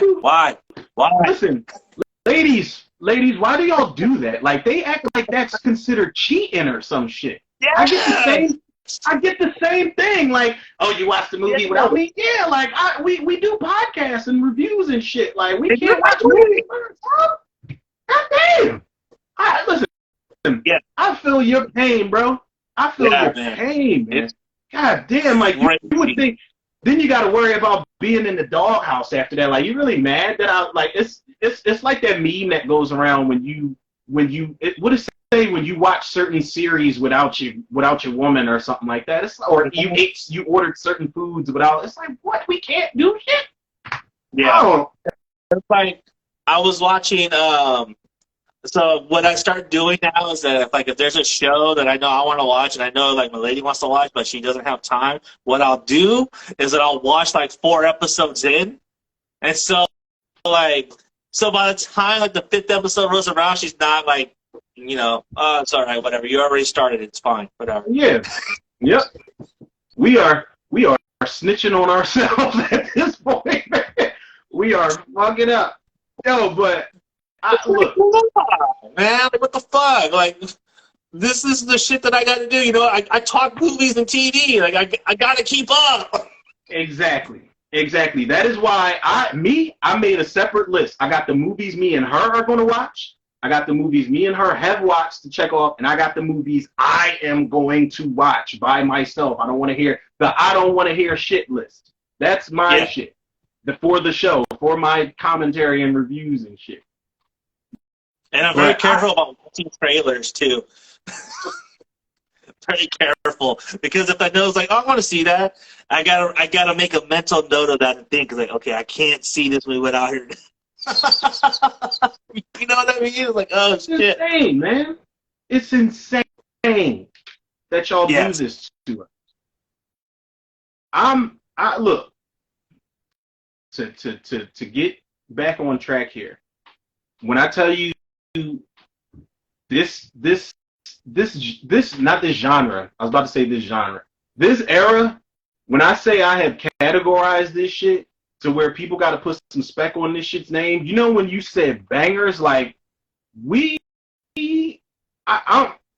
looking at this shit now, and it's you can't deny the 90s. Like before we get to this this list. Let me explain something to people here. I want to break this down so this could forever be broke as far as categories go. We had, as far as the 90s, we had the stragglers coming in, first and foremost. No disrespect to the OG slashers, but their reign, you know how you always say OG, they ruled the 80s and shit like that? That's true. But their reign of terror spilled over into the 90s. Gotta respect that, whether it was a bad movie or not. Texas Chainsaw Massacre had 3 and 4 in the 90s. Halloween 6, Halloween H2O. Next Generation, Halloween 6 and H2O spilled over into the 90s. Hellraiser 3 and Hellraiser 4. Child's Play 2 and 3. Freddy's Dead and New Nightmare. Phantasm 3 and Jason Goes to Hell. But they were kind of on their way out the door to get rebooted or go straight to DVD type of thing. Myers suffered that fate, which is kind of a shame. I mean, look, I still got love for Halloween 6. It's a complicated love story with Halloween 6. But on the flip side of that, H2O is one of the first direct sequels ever. As far as horror movies go, that was one of the first movies to be like, listen, fuck everything else after the first 2. But you know, we're not competent enough to put the burn scars on Michael Myers' hand and take away his eyes that he got shot in. We're not going to do that. But I still got love for H2O being what it was. But not only did we have the OG's reign of terror spilling over into the 90s, we had the newcomers. You had Popcorn. You had Dr. Giggles. You had The Dentist. And The Dentist 2. You had Uncle Sam. I don't know if anybody's seen Uncle Sam, but that was a bad movie. It counts, though. It counts. They tried something. Yeah, it's terrible. It's terrible. Isaac Hayes can't say I saw it for the first time last summer, and I was like, what the fuck is this? Like, this is the best Bill Lustig can do? Yeah. Isaac Hayes and PJ Souls couldn't save that shit. Isaac Hayes was like the bright spot in that movie. Also with the newcomers, you got Candyman 1 and 2. He came in and set the stage for shit. Obviously, you've got the first 2 Screams and the first 2 I Know What You Did Last Summer. You got Urban Legend, you got Wishmaster and Leprechaun and Ghost in the Machine and Strangeland. You had new slasher icons and monsters, whether they worked or not. Like, we can't sit up here. Yeah, we're not going to sit up here and act like we didn't. Now, the only thing I'm pissed about, like when I went through the categories, we didn't have in the 90s, we didn't have a strong enough run for zombies. We didn't have that. We got Return of the Living Dead 3. We got Night of the Living Dead. We got Dead Alive. And we got a couple zombie comedies for the most part. I remember me and you looking on IMDb at the zombie movies of the 90s, and we did not have a good run with those. They're pretty fucking forgettable for the most part. They're not good. But on a lighter note, one of the other things the 90s had, we set the stage for monster movies, bug movies, alien movies, Mimic, Tremors, Deep Blue Sea, Anaconda, Ticks. Like, come on, man. Arachnophobia. Like, we can't act like we didn't have categories of shit. Like, we had the Stephen King era in the 90s. And whether those movies hold up well or not, like, Stephen King movies were popping at the time. I remember fucking watching it as a kid and going to school the next fucking day, man, on the playground. What are we talking about? Did you see that Killer Clown movie? Yep. That shit was awesome. Yeah. That shit scared the shit out of me. And we can't hate on the fact that that wasn't even a movie. That was a mini series that had shit on Smack Dead in 1990. It was either 1990 or 91. I don't think it was any later than 91. Something like that. Whichever it was, I don't know. I feel like it was 1990 when that shit came out. I want to say it was literally right in. Was it 90 even? Smack Dead in 90. And 1990, Thanksgiving weekend. And low key, we had Universal movie monsters in the 90s that were slept on.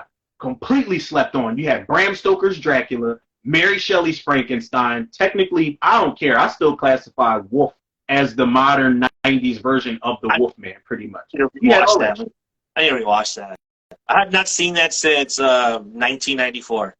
Wolf is a movie. People always hate on it, but there's not a bad performance in that movie. And that movie gets by without being over the top. It is so grounded, like in reality. It's kind of like this upscale yuppie type of version of the Wolfman, man. And Jack Nicholson and come on, man, like Jack Nicholson, Michelle Pfeiffer, James Spader, Christopher Plummer, like come on now. And I can't remember the dude's name from Cabin in the Woods. He was one of the engineers in Cabin in the Woods, and he was the dad in Step Brothers. He's in there too. He's one of the detectives. Is that who is it? I think it was Bradley Cooper. Bradley Cooper. Yes. Hold on. Bradley. Not that Cooper. Oh, I Richard Jenkins. I was thinking of the other guy. It's Richard Jenkins. Oh, I was about to say Bradley Cooper was in that shit. And, I mean, all right. I don't want to go on too much with the categories because I don't want to I feel like I've mentioned some movies that might be on our list. So, yeah, I ain't going to go no further with that. I will say this though. I will say this that one thing that all the articles have pointed out that I've read is that the 90s really lacked direction. Where in the 70s, there was like this onus on Satanic Panic and really grindhouse type movies. In the 80s, you had the slasher craze. Mm-hmm. And then in the 90s, it was kind of meandering. When you really think about it, there's really no direction of where horror was really going until Scream came out. And that's when everyone figured out, oh, well, that's what we're going to do. And you kind of see that, though. Like, you see it from, 1990 all the way up to 96. Like, there's not a clear direction for horror. But that doesn't mean that there aren't some bangers in there. That doesn't mean that there's not good movies in there. Yes, some horror movies did not perform very well in the theaters, mainly because, think about, that's the birth of the box office. That was the birth of blockbuster movies. Yeah, Jurassic Park, you had... Yeah, that's when you start seeing franchises starting to crop up now a little bit more. Batman Forever, stuff like that. Mm-hmm. So people are want to see franchises. Horror kind of gets a bad rap because people think, oh, didn't make money in the 90s, so that must mean it was all shit.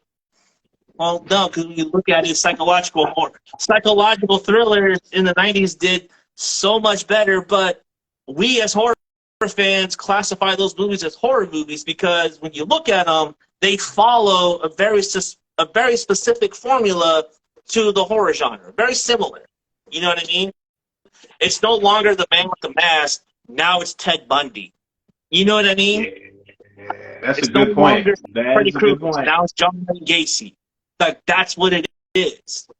So you replace your monster with real life monsters, but you don't call it a horror movie, you call it a thriller. You disguise your horror movie as a thriller. It sounds a lot classier when you call it a thriller. Exactly. Psychological thrillers is the equivalent to what elevated horror is now. Y'all heard that? Y'all heard that out there, everybody that was talking shit about the 90s era? Break it down so it could forever be broke, bro. Definitely gonna cut that.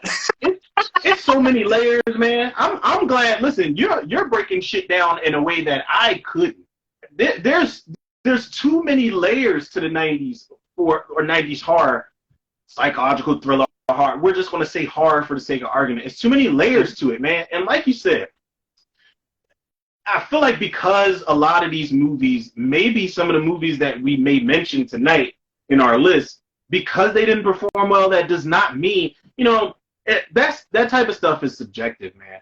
Like, a lot of people think because the movie didn't make money that it's not good. And that's kind of like a sheepish way of thinking, in my opinion.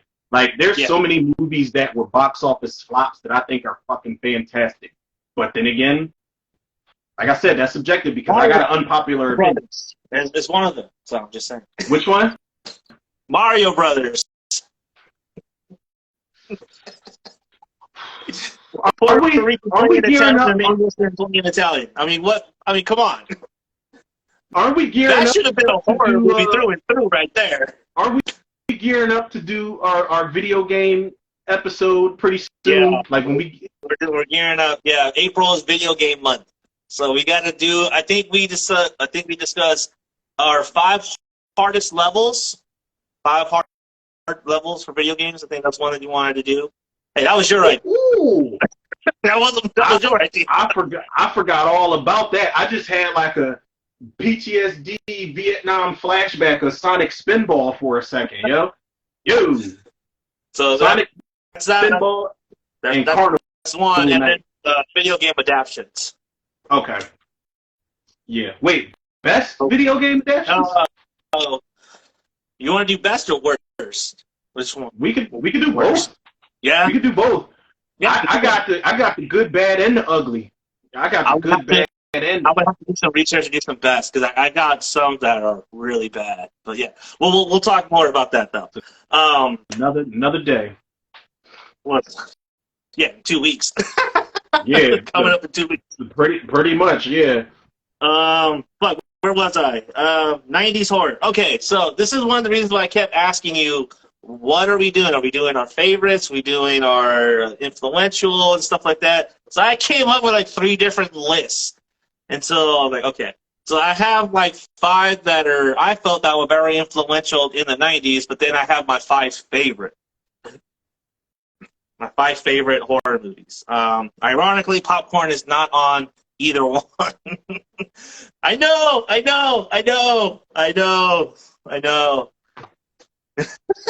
All right, everybody. Thank you for joining us for this episode. God damn, bro. And you know what? I had fingers crossed, like, yeah, I know for a fact that's going to be on Johnny's list, man. We relate too much to that movie. Jesus. I think I've got 10, but I remember you said 5. So I've got a star next to my 5 that I picked for my 90s favorites. Mm-hmm. It's not an ultimate list, but the other ones, I guess, can be my honorable mentions as my other favorites, before we close it out. But the 5 that I picked are, people are probably going to be looking like, what? Like, that's out of all the 90s movies? What? Yeah. And that's not on there? I got some doozies on mine too, because I feel like me and you, we champion Popcorn a lot. We do. So I also wanted to okay, I want to shine another movie here that I feel doesn't get enough shine. Fair enough. That's one thing that I'm going to do. Fair enough. So, yeah, do you want to kick it off? You want to kick it off at number 5? I mean, it's been no particular order. I'll kick it off. Popcorn was on my fucking list of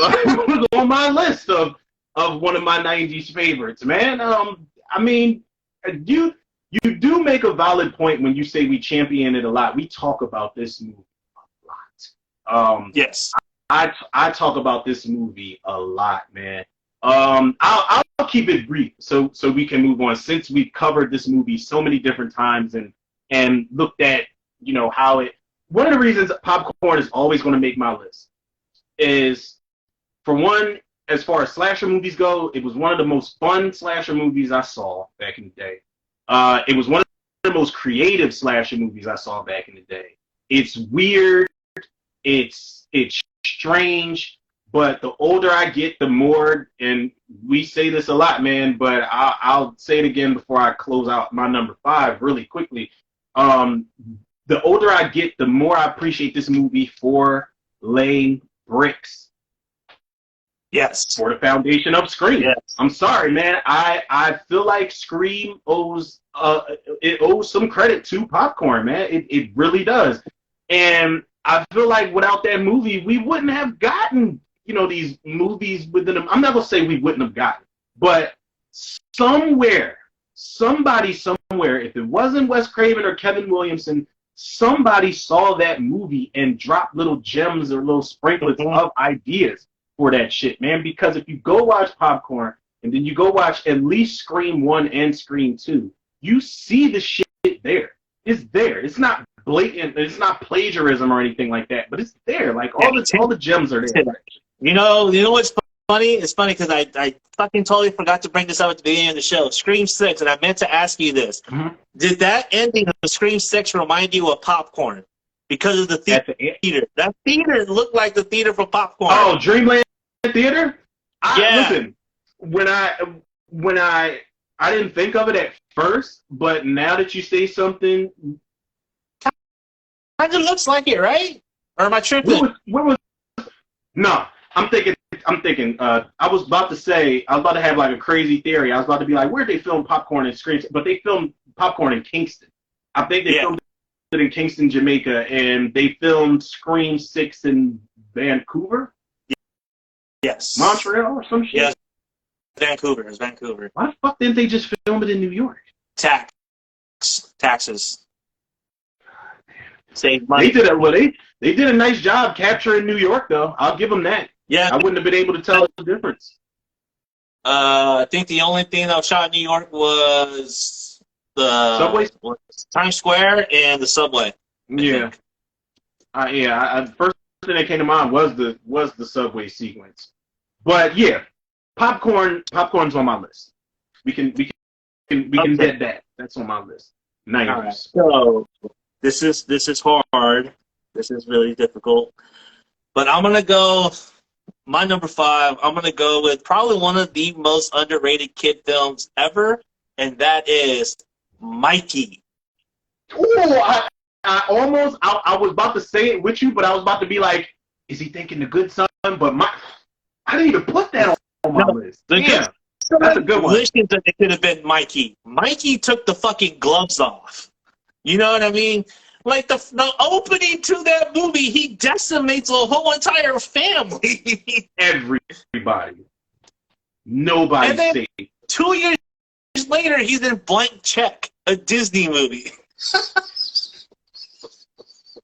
I was like, God damn, that's a fucking leap.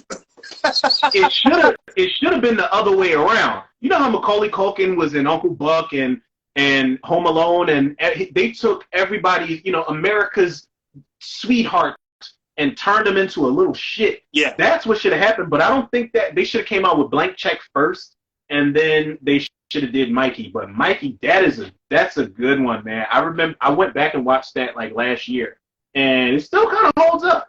It still holds up as one of those assholes. The set, dude, like, with the camera and like, you're gonna be mine and all that. Like, he's very weird and perverted, but he takes no prisoners. You know what I mean? That's one thing that I really liked about that movie. Like, the gloves were off. Like, let's go. Like, and I feel like when you make the kid the antagonist, you run the risk of really treating it with kid gloves, because you're not really throwing heavy haymakers. Yeah. This movie fucking gives you a haymaker right off the bat, and it ends with one fucking crazy uppercut. You know what I mean? Yeah, so like that last final hits to the house. I don't remember. Like, when I went back and watched it last year at some point, I don't remember the ending being that disturbing. Where he's got the body propped up at the table, and the dad from he was Keith Heading from Mo Money, and he was I think he was like one of the guys in Jurassic Park 3.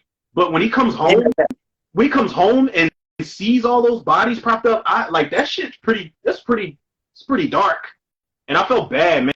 And fine ass Ashley Lawrence. I never looked at Ashley Lawrence like the same as eye candy, but when I went back and watched it, she is fine as shit in that movie, man. God damn, like I could see. Listen, I'm sorry. I shouldn't even make this joke, because people go back and watch Blank Check with that kid in there, and they're like, that chick Shay, that's statutory rape when she kissed that boy. So I shouldn't make no jokes about Mikey hitting on Ashley Lawrence in that movie. So it's a climate. It's a certain climate this day and age. Wait, we don't need to get canceled. Does he hit on her? I thought he hits on the babysitter. No, he hits on the babysitter. But I'm saying, like, if he was smart, he should have went for the older woman.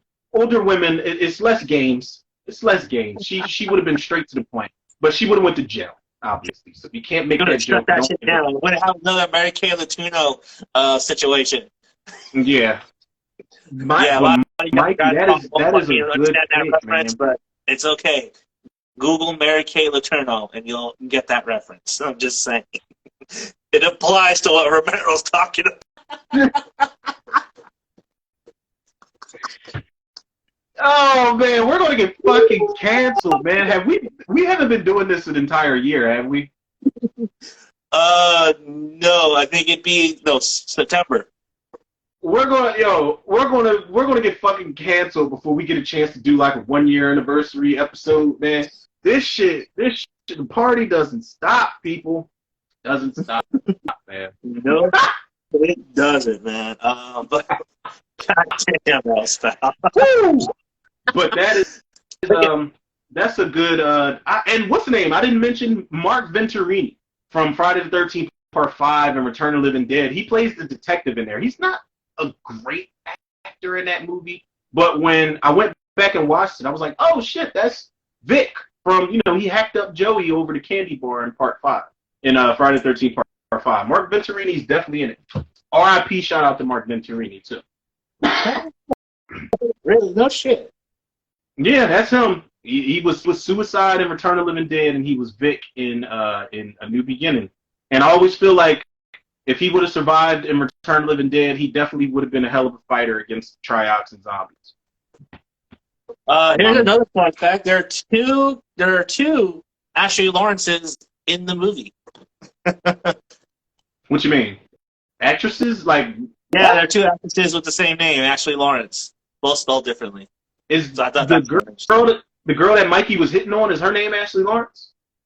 No. So the teacher, Ashley Lawrence, she's that's Sean Gilder, and then there's another woman that's Ashley Lawrence. I think she's the first one to go in the beginning of the movie. Oh, the adopted mother. Yeah, she got it. He didn't give a fuck. Like she's just like, Mikey, what are you doing? And he's just twirling the blow dryer around and just fucking just fries her ass, man. Yeah, that movie definitely opens letting you know this kid's not fucking around, man. Yeah, he means business. Yeah, remember like the opening shot is like the dude falling right out of the fucking thing, and you just hear screaming, and he's just like, oh shit. And then it's a lot of build-up. That's another thing I like about that movie, because they could have easily had Mikey just go on a psychotic rampage throughout the whole movie, but it's a build-up. You get to see how weird he is, how, like, sneaky he is. Just I remember at one point he puts a ball underneath his arm to stop his pulse or some shit, and then he's sleeping in the graveyard playing a prank on his friend. He's fucked up. He's fucked up. The good son decided let's remake this movie, but with Macaulay Culkin, and let's not make Macaulay Culkin kill anybody. He really doesn't kill anybody in that movie, does he?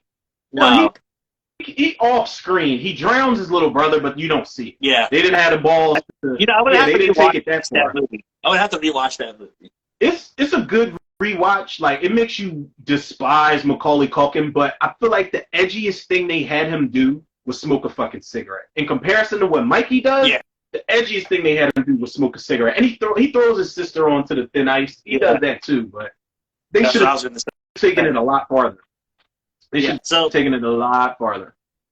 That's my number 5, Mikey. I really do feel this is an underappreciated gem. Definitely anyone out there needs to go rewatch this movie, because, man, the first 5 minutes will let you know this movie's not fucking around. And I promise you, it is a good fucking movie. It's one of the most slept on horror movies that I've ever seen. So definitely go check it out. And almost kills the dog. Oh, that's right. Yeah. No, he does kill the dog with the nail gun. Remember, he shoots the dog, and they drop his ass into the well. He shoots him with that nail gun, and then Elijah Wood's looking at him. Yeah, Elijah Wood's looking at him. I forgot all about that part. And I'm all wrong. Thank you, Dark Daddy, for that reminder. He does fuck the dog up with the nail gun, and fuck Edgy. He was psychotic because he dropped that mannequin and caused like a 18,000 car pileup on the highway. He named him Mr. Highway, and he's just fuck it and just tosses them off. Yeah, that was, and Elijah Wood's just looking like, holy shit, somebody's got to clean all this shit up. Damn, I forgot all about that shit. Poor Macaulay. They should do like a sequel to where he survived falling on those rocks, and he's just been in hiding, and he tracks down Elijah Wood after all these fucking years. Yeah. Oh man, Talk about a legacy superhuman. sequel no one wants to see. He could be superhuman. Cause nah, he was human. He can't survive that shit because he fell on his back. His Yeah, shit's fucked up. he could, but he'd be a fucking paraplegic. Yeah, it's just. Ooh, I ain't gonna make no jokes. I was about to. My joke was about to get a little dark, so we're not gonna do that. We definitely don't need. We don't need any type of cancellations from any type of communities out there. Not yet. We do not not yet. want to. Let us get big first, and then maybe maybe you can cancel this. All right, so what you got, man? All right, what are we on, number 4, right? Yes.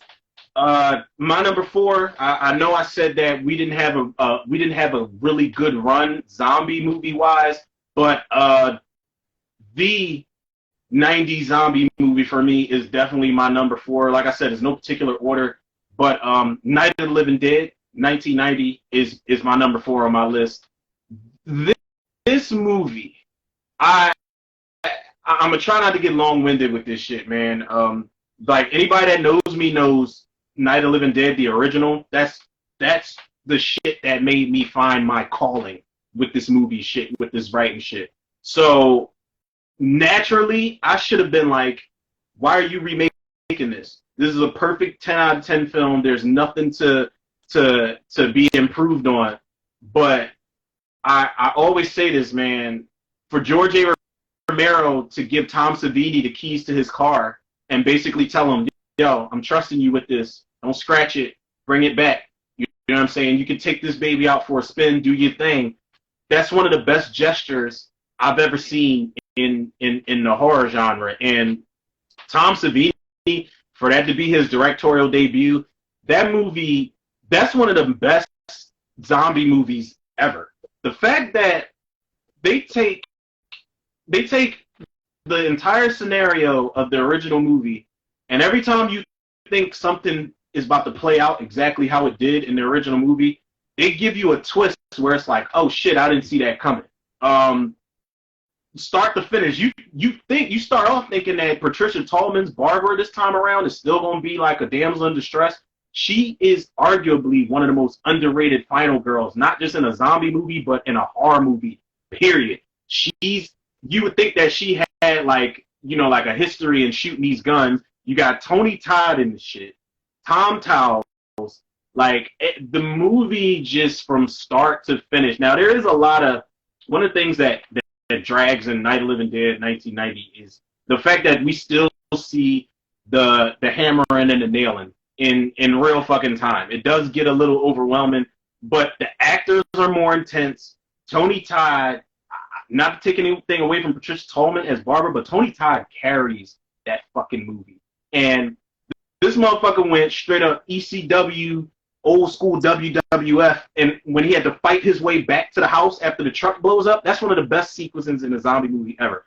And the way Tom Savini, I don't know what his direction was with the zombies, but the way that he put like those dead-eyed contact lenses in every zombie, that shit stands out. Like you don't get that in a lot of zombie movies, man. And the movies just doesn't let up. When shit hits the fan, it just doesn't let up. And the ending was completely different. Barbara survives, Ben still dies, but they kill Ben in more of like a gut wrenching way, man, where there's a glimmer of hope when that cellar door is being opened up to where you think he might have survived down there.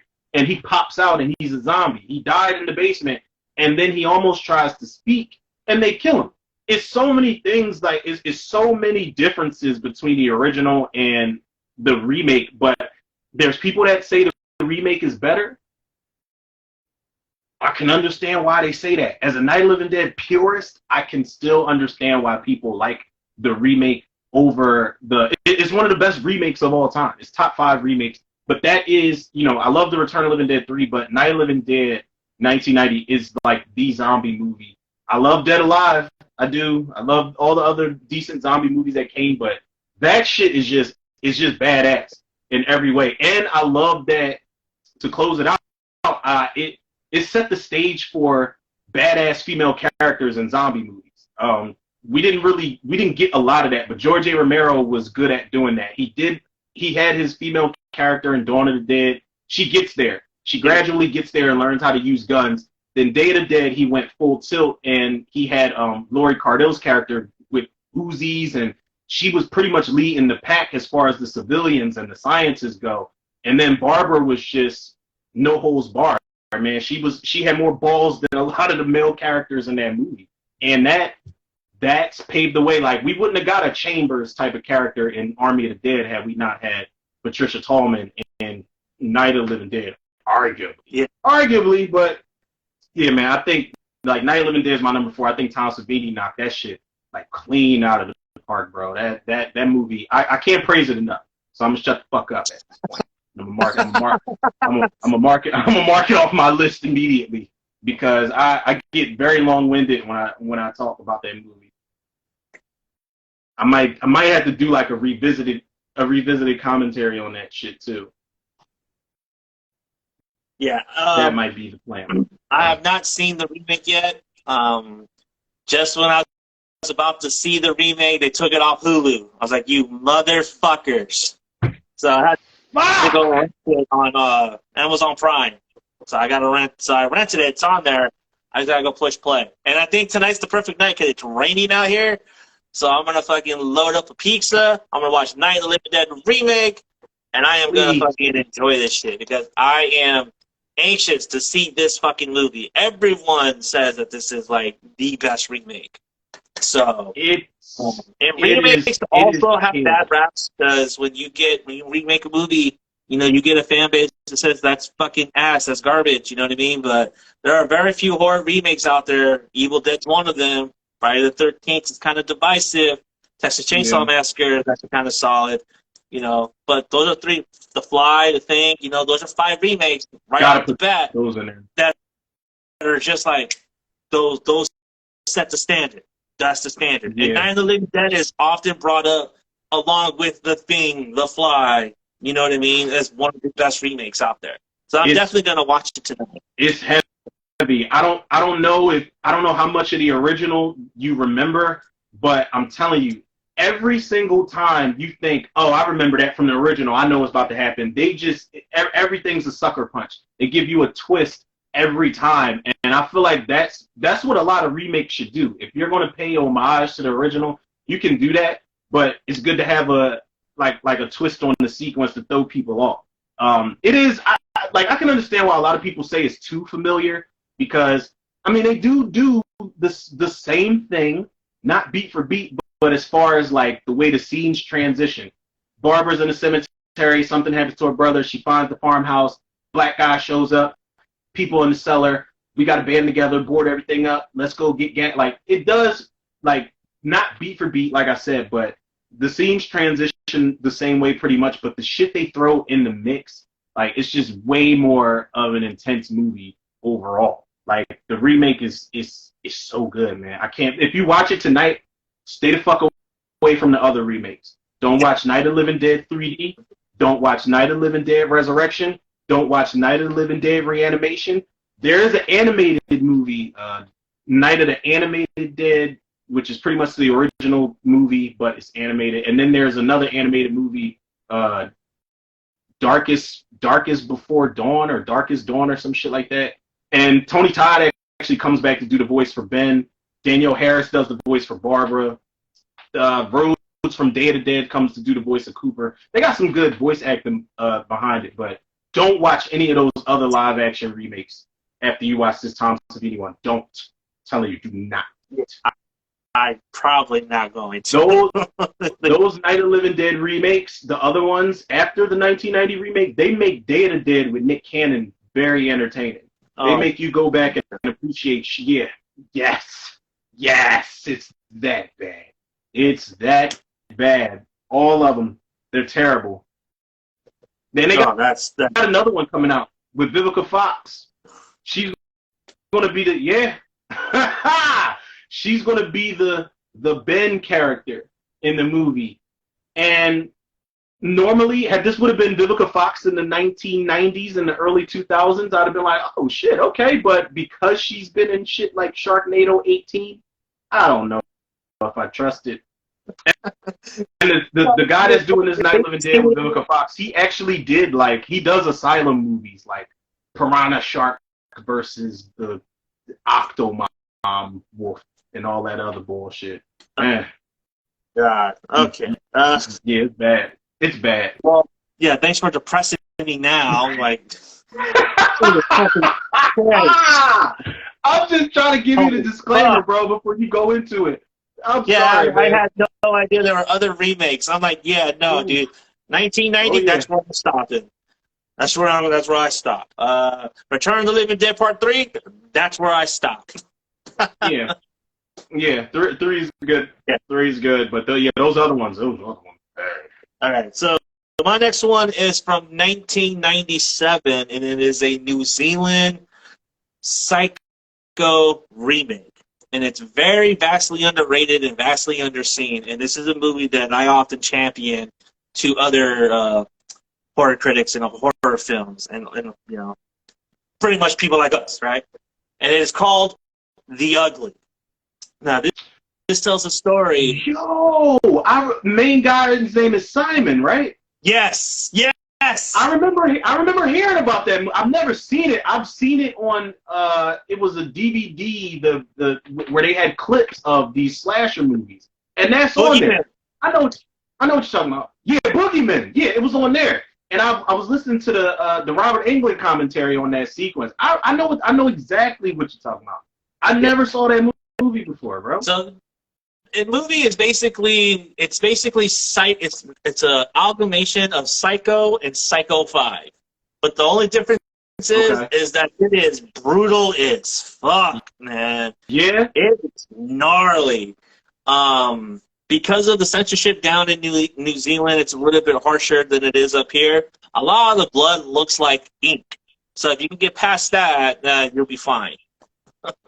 It looks like that wasn't done on purpose? It was a censorship issue. That's why it was done on like that. Oh, okay. Yeah. Okay. So that's why when you see like the kills and the murders in there and it's all like black, like what the fuck? No, it's a censorship issue. That's why. I always just thought that was like the director's artistic touch on the film, but it never bothered me. Like when I saw that clip and it was like the black blood shit, it never bothered me. I was just like, oh, well, that's different. Like I could deal with that. I had rented this for like my birthday in 1997. I went to Hollywood Video and I saw that cover and it was just like a pool of blood with the white eyes inside the pool of blood. I'm like, what the fuck is this? And it's then on top of it, it said unrated, all written in blood lettering. I'm like, what the fuck? So I rented it. Well, I had my mom rent it. I couldn't rent it. I was still young, so I couldn't rent it.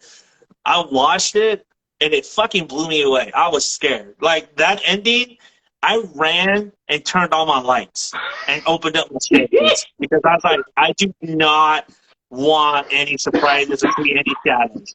That ending scared the fuck out of me, man, for whatever reason. It's just like, oh my God, it's crazy. And so, is the movie more disturbing than Martyrs? Martyrs is disturbing in a different way.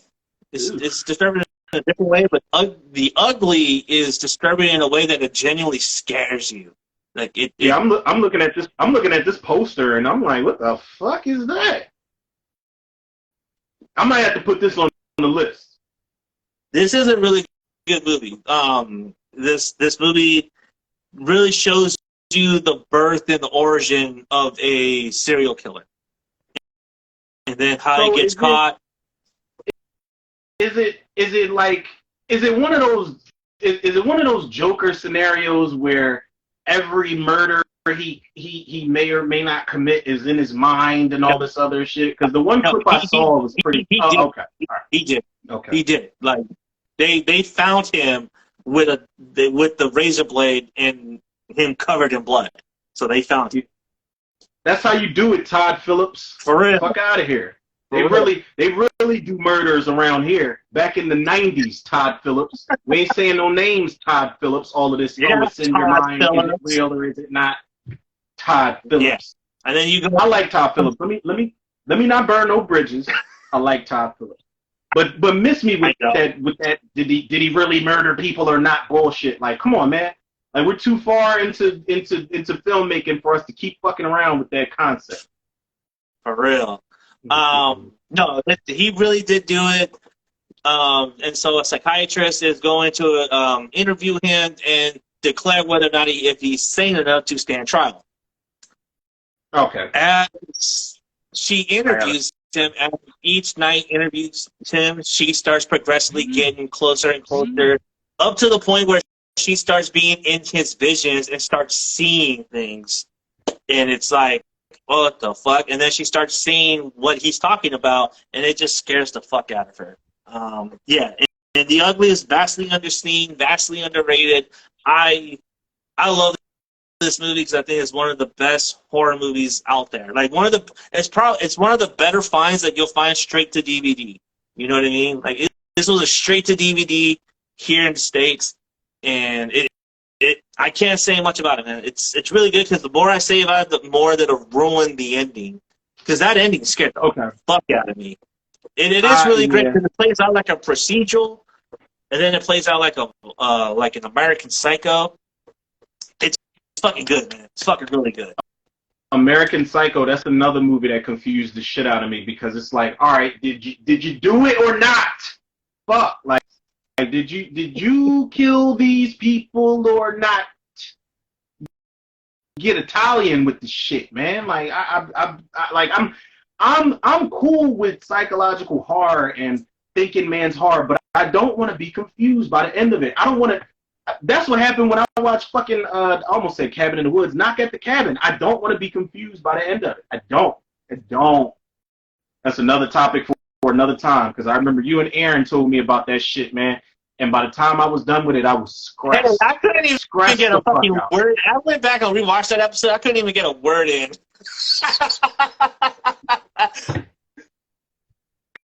Because listen, Aaron went on a fucking rant, and I'm like, wow, he is passionate about this movie. And by the time I was done with it, I was taking my glasses off, like, yeah, fuck this fucking movie, man. Oh. Yeah, that's definitely a topic for another day. But yeah, my number 4 is The Ugly from 1997 from New Zealand. It is a really good horror movie. Mixed psychological with a slasher, so it's really good. It's yeah, I can't say enough good about that movie. All right, wait, what am I on? 3. All right, I'm on number 3. I'm about to switch mine around. I'm looking at this here. I'm about to switch mine around. I mean, as a writer, it should come to no surprise. It should come as no surprise to anybody. My number 3 is Misery. Simple and plain. And while it's a simplistic movie at the end of the day, this is one of the best. No, this is, I'm sorry. And, I feel like I'm about to betray The Shining, man. But Misery might be, for me, the best writer in Jeopardy type of movie. Like, movies like The Shining, this, 1408, The Dark Half, Secret Window, this one. So good. Dark Half, not to get you off, but I love The Dark Half. I just hate that last 10 minutes of that movie. It's weird. It kind of went off the fucking rails. Like, yeah. It's crazy at that ending. You build it, and then you do that. It's just like, damn it. I don't know. So perfect. I don't know what George Romero was going for with that ending, man. It's so fucking weird. But The Dark Half, again, that was in the 90s, right? That's another one of those 90s. It's another one of those 90s gems, and that was one of those Stephen King, when Stephen King movies were the thing. They were on Smash. And a lot of the Stephen King movies that people think don't hold up as much, they're better than a lot of the adaptations we're getting now, because Dark Tower was ass. I didn't like Dr. Sleep. Dark Tower was kind of fun. What, with Matthew McConaughey just walking up to people like, he's just pointing at people like, yeah, you die. All right, you do this. All right, you do that. And it'd be a lot cooler if you did. And it's like, all right, Matthew. You're a lot cooler if you did. Fuck, like, I just seem like, then we did the whole cliche, there's a kid in the midst of the battle of good versus evil. Fuck y'all with this shit. Idris Elba okay, you're a gunslinger, that's cool, but I did not like Dark Tower, man.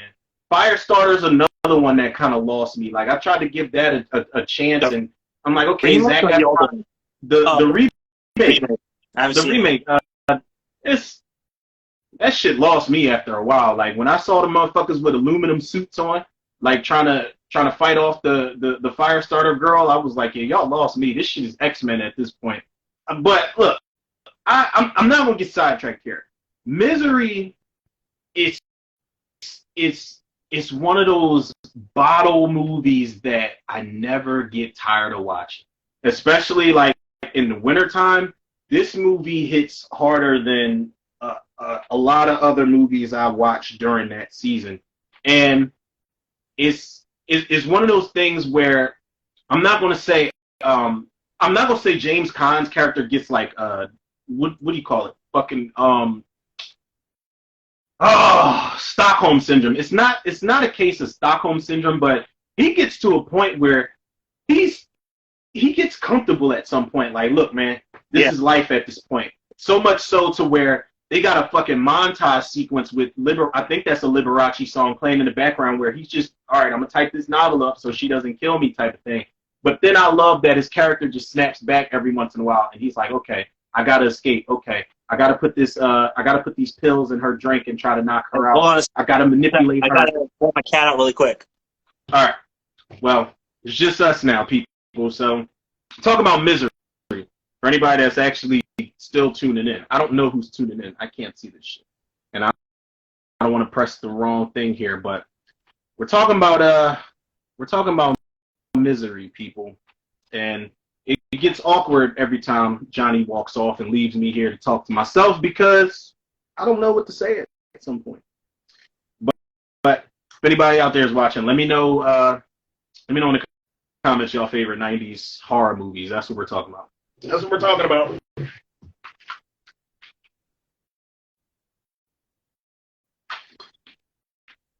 By the way, people, there is it's a little side note. There is a water crisis. Not necessarily a water crisis, but there is a water thing going on in Philadelphia. So y'all just saw me drink this bottled water.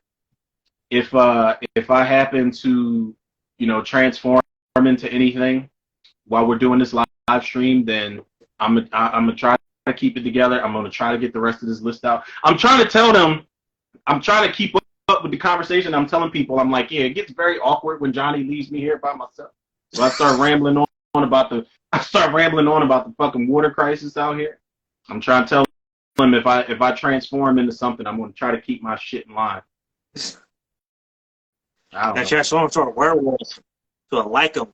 I mean, if I'm lucky, better that than like one of the crazies. But right?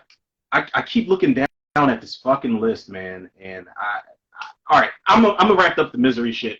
Kathy Bates is one of the best boogie women of all time, and she's almost sympathetic in a lot of ways. And James Caan is that character where you want this man to survive, you want to see him survive, and it's one of the first movies I saw where, in the 90s. That's another thing that I didn't bring up about the 90s. They had the best era of the psycho, stalker, obsessed fan any type of obsessive character. The 90s had that shit on Smash. Another category the 90s had on Smash that I didn't mention is, how you always mention how all the thrillers were super sexed up. They were sexually charged silk stockings type of shit. But, yeah, man, Misery, that's, writer in Jeopardy, claustrophobic, Hitchcockian type of filmmaking. Rob Reiner does such a great fucking job in that movie, directing that movie. I was gonna bring up Lisa. Is that on your list? Fuck, did I forget about that? We talked about that. You got me thinking about stalkers. So I was like, oh, Lisa, dude, that's a fucking fire movie, yo.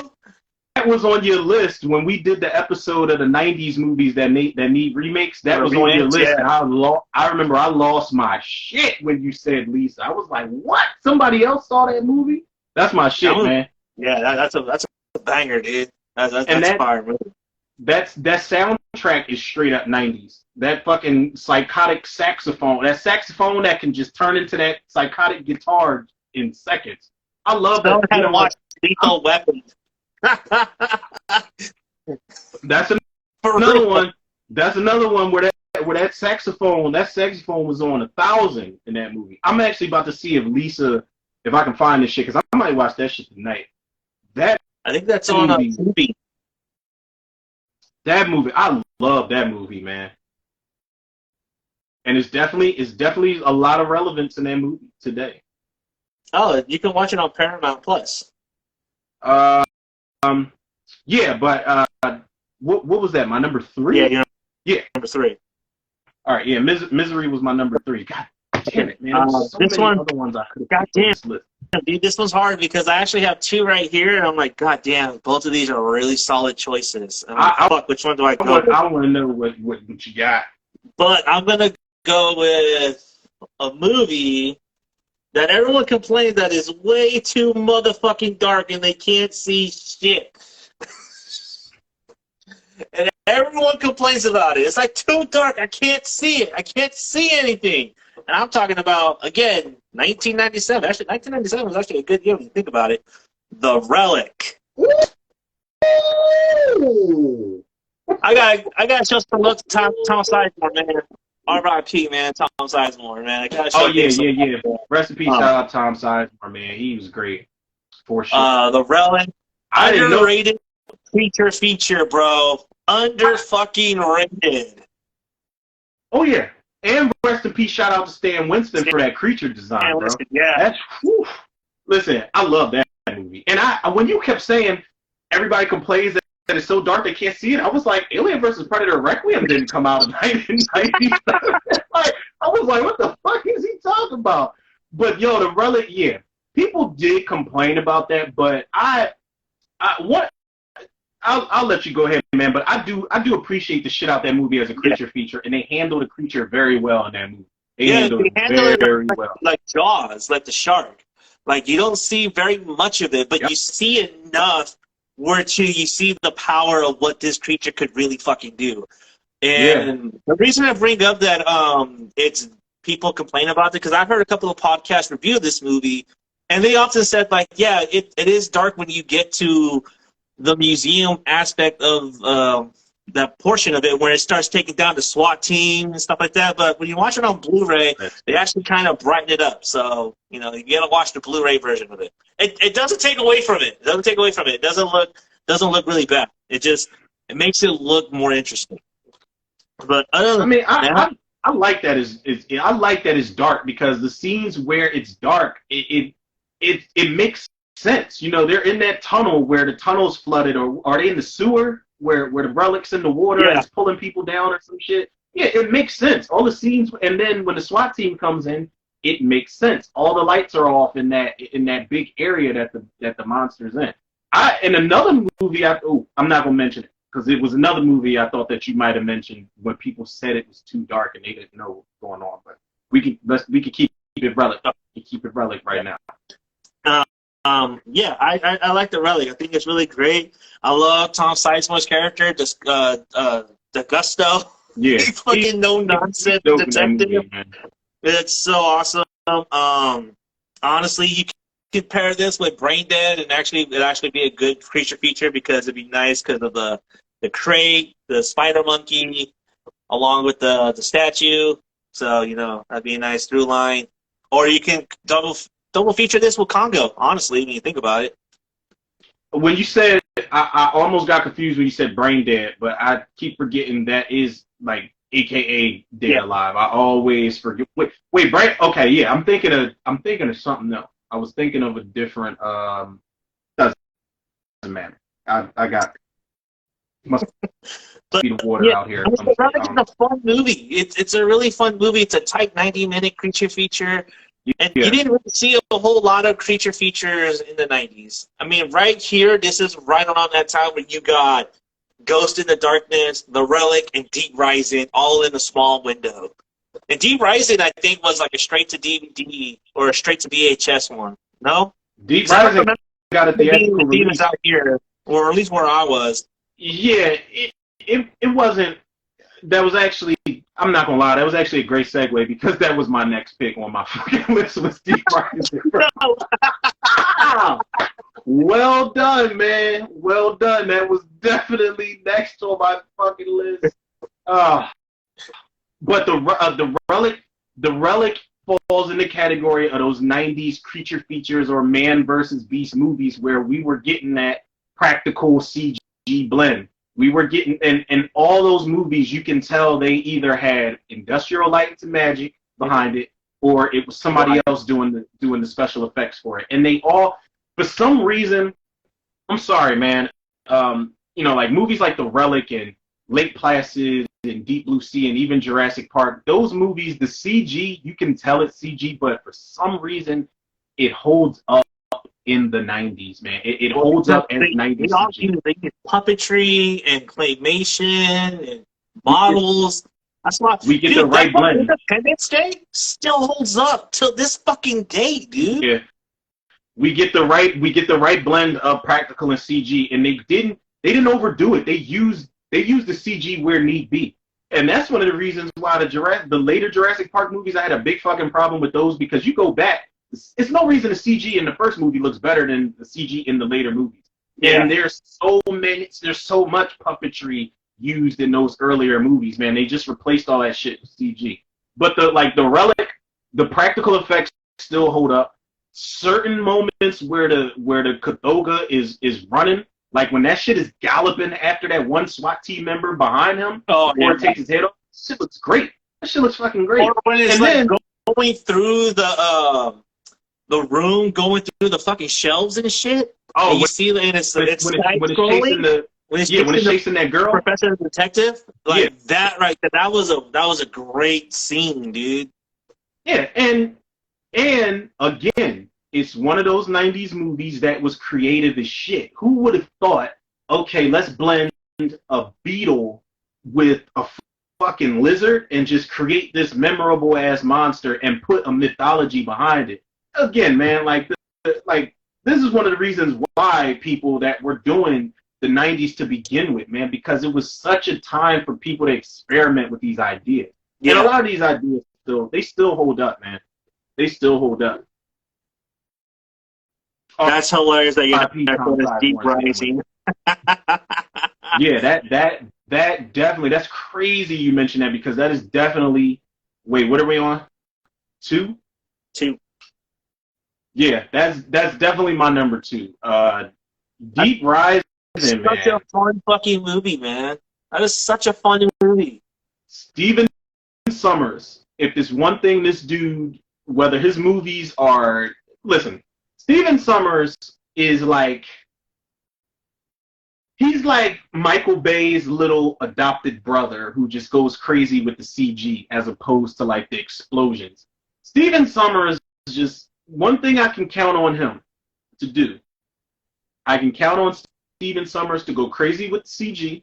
I can count on Stephen Sommers to give us a multicultural cast, a very diverse cast. I can count on Stephen Sommers to give me a cheesy ass popcorn movie that's entertaining. It might be bad or whatever. Wait, what happened? You look like you just uncovered the holy fucking grail. You look like you uncovered Blueprint. I did. Oh my god, bro! Holy shit! I did not know he directed this movie. Hell yeah! Gunman. Hell yeah! What you think? I know he directed Deep Rising, but there's a movie from 1993 called Gunman, starring Mario Van Peebles, Christopher Lambert, Dennis Leary, and it's about these two guys on a hunt for a treasure hunt. They're looking for treasure out in Costa Rica, and Dennis Leary plays the drug dealer trying to steal their money. Oh my god, dude! You never seen Gun? Sorry, but I've never seen it, bro. That's my shit, dude. If you've never seen Gunman, bro, I highly recommend you go watch that shit, dude. I would watch it just because, first of all, this cast is fucking fire. But I would watch it just to see Stephen Sommers' humble beginnings. This didn't have a lot of CG in it, did it? No, this was all like practical gunplay. Good. An explosion. This was a low-budget movie, bro. This is low budget. That's exactly why I would watch it, because I like to see directors before they got the money. before they got the bag and before they start going crazy with the budget. Like, yeah, this got my man Kadeem Hardison in here too. Yeah. Patrick Stewart plays somebody named Loomis. You got Rakim, you got Frost, you got Big Daddy Kane. Like, this is... Yeah. Oh, my God. Yeah, This was a Dimension film too. Wait, Did this motherfucker just... Hold up. Now, all right. I don't want to see no more of this trailer because, you know, IMDb plays the trailers when you watch it. Yeah. And why the fuck did Christopher Lambert just eat a fly? Like, he just ate a fly and spit. He's a bum. He's a bum. Ugh. He's a bum. He's a straight bum, dude. And I know Steven Summers did this. But yeah. Steven? Yeah, Gunman. Fucking awesome movie. Okay, yeah. This was definitely Steven Summers before studios started giving him thousands and thousands of dollars to go crazy. But again, he was always one for diverse casting. I love that. I love that. And like Deep Rising, this dude, Steven Summers, like the movie bombed. The movie bombed. The movie was a little bit too big for his bridges at some point because they wanted Harrison Ford to play the Finnegan character. And Harrison Ford was like, I'm not doing it. But you can kind of see how Treat Williams, low key, was doing a Harrison Ford impression of that movie. But Deep Rising, I went into that movie blind. The trailers didn't show the monster. The TV spots didn't show the monster. When you watched VHS tapes, those trailers didn't show the monster. So when you finally see, you don't even see the monster at first. You see people getting snatched up. And they did what I like monster movies to do. I mean, sometimes I'm a little spoiled, but I like that we didn't see it. They used it sparingly. But when you see it, it's just a big-ass tentacle. I don't know if that shit was practical or not, but you see the tentacle with something inside of it. Yeah. And then when they're shooting the shit up, Billy falls out of it, and he's half devout. That's one thing about Deep Rising. The CG in some spots might not hold up too well, but the practical effects are fucking fire. And it's nasty. That movie is gory as shit and just disgusting all around. The cast is like, you pick and choose who you like and who you don't, but I don't think there's anybody in the movie you really hate enough to want to see them get killed, except for the cruise ship owner. But he's a dickhead in everything he's in. But then you got Famke Johnson in there, and I think she was fresh off of GoldenEye in that movie. And yeah. Clifton Powell, Pinky Gotta Go PP was in that movie. And you had Jason, what's his name? Is it Jason Fleming? The guy who played Azazel. Yeah, the guy who played Azazel in X-Men First Class. He's in there. Cliff Curtis. Cliff Curtis, that's one of his earliest roles. Cliff Curtis is in there. Trevor Goddard, who was, rest in peace, shout out to Trevor Goddard. He was Kano in Mortal Kombat. You got this crazy diverse cast of these people from all around the world who are there to get. Another thing I got to give this movie credit on, I'm not going to get long-winded. It's another one of those movies, I think we kind of talked about this before, where you go into it on some like Psycho, Dust Till Dawn shit where you think you're getting one type of movie and then they just pull the rug from up under you. You think you might be getting, you know, a modern-day Pirates type of movie. But by the time they get to the boat, everybody's dead. Nobody's there. And then you realize that this fucking sea monster has eaten everybody, and then the ship's just waiting at the bottom of the cruise ship, just waiting to eat them. And then I think it was you that told me, you know, they set it up so that it was a part of the King Kong universe. Like, yeah, that was Skull Island, dude. Like, dude. Yeah, talk about fucking fumbling that opportunity, man. Holy shit. You gave Steven Summers 2 Mummy movies and a G.I. Joe movie, and they couldn't give him that universe. That would have been fucking bonkers. I know. That would have been crazy. Because he fucking had 2. He had like a hit with the Mummy, and Deep Rising should be just as popular as the Mummy. Yeah. Yep. You know what I mean? I don't know. Maybe I feel like the Mummy had a stronger lead with Brendan Fraser. I don't know if everybody. I don't know. I could be wrong, but I don't know if anybody was checking for Treat Williams as a leading man at the time. I don't know. You're right. Trent Williams was like relegated to like TV spots and guest spots, dude. Honestly, too, because like watching it, I'm like, like honestly, for some reason, I always thought that was Nathan Fillion from Castle. I'm like, man, this movie would have been way better with Nathan Fillion. Like, for real. Fucking Nathan Fillion, he's like, he could be like the little brother of Treat Williams. I don't know. This should have been Tom Berenger. Fuck, man. I would have fucking... Called that man Nathan Fillion. God damn. Yeah, Treat Williams, I don't know. I mean, I want to say I don't want to burn any bridges, but I don't really give a fuck enough to have Treat Williams on the show. It'd be nice, but it's no big deal. Everybody watched The Substitute too, bro. Like, let's just be real. Or 3 or 4. Now, I watched it. Oh, no. Watch that shit. You watch that USA made-to movie. Get the fuck out of here. I'm not gonna lie, bro. I watched it because I went on Tubi and I watched The Substitute, the original. I love that movie, and I was looking at The Substitute too, and I was like doing the Dennis the Menace shit, like I want to.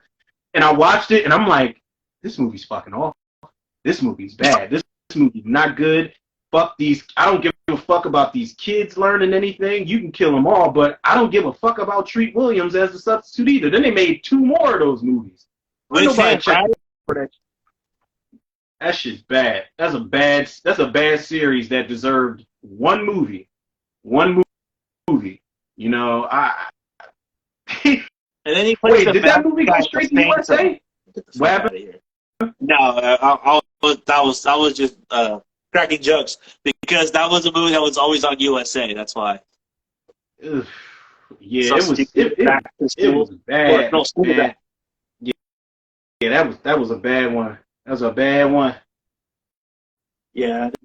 But you the bad guy in the Phantom. Like, oh my god, with your fucking twirly mustache ass. Like, are you fucking serious? Your pencil mustache. The Billy Zane movie? Yeah, he's the bad guy. He's the main bad guy of the movie. Oof. I do want to go back and watch that movie and see if it holds up or not. It kind of doesn't. But and I'm gonna ruin the movie for you. I'm gonna ruin it for you right fucking now. The movie is ruined for me. Phantom. Hey, the Phantom's a shit, bro. All right, calm down.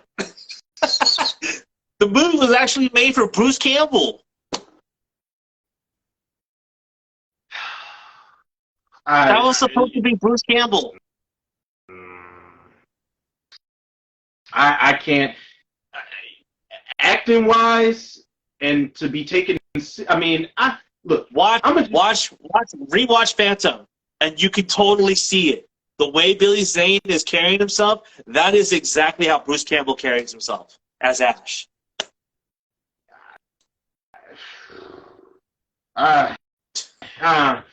First of all, the Phantom, I wish he would roll up on me. It's like, if the Phantom uses guns and shit, so I'll be like, put that shit down, man. Like, I'm not, like, we can't take you seriously. Get the fuck up out of here, man. Get you a new costume and get a new costume and then we'll talk about it later on. They did come back out with the Phantom. I think it was like a TV series that only got like a season or 2, and they tried to toughen up the look of them, but it's like, bro, I can't. Fun fact, once again, USA. And like you look like fucking Grimace. I can't take you seriously, bro. I can't. And I like Billy Zane. I think Billy Zane is like one of the most underrated actors. But I just can't. That costume. When the Rocketeer, when the Rocketeer is taken more seriously than the Phantom, then something is wrong. God damn, Treat Williams definitely was in this movie, and Catherine Zeta-Jones, and Christy Swanson. They had a decent cast. James Raymar, everybody's favorite rating. Shang Tsung's in there. Yeah, I'm glad you called him Shang Tsung, because I always look at his name and I'm like, I can't pronounce it. I can't pronounce it either. Shit, I'm glad I'm not alone there. But yeah, this cast was a solid cast. Yeah, it was. It was. Simon Winter. I don't know what else this dude has directed. Into the West, Lonesome Dove. I remember that boring ass TV series. No wonder he did this shit.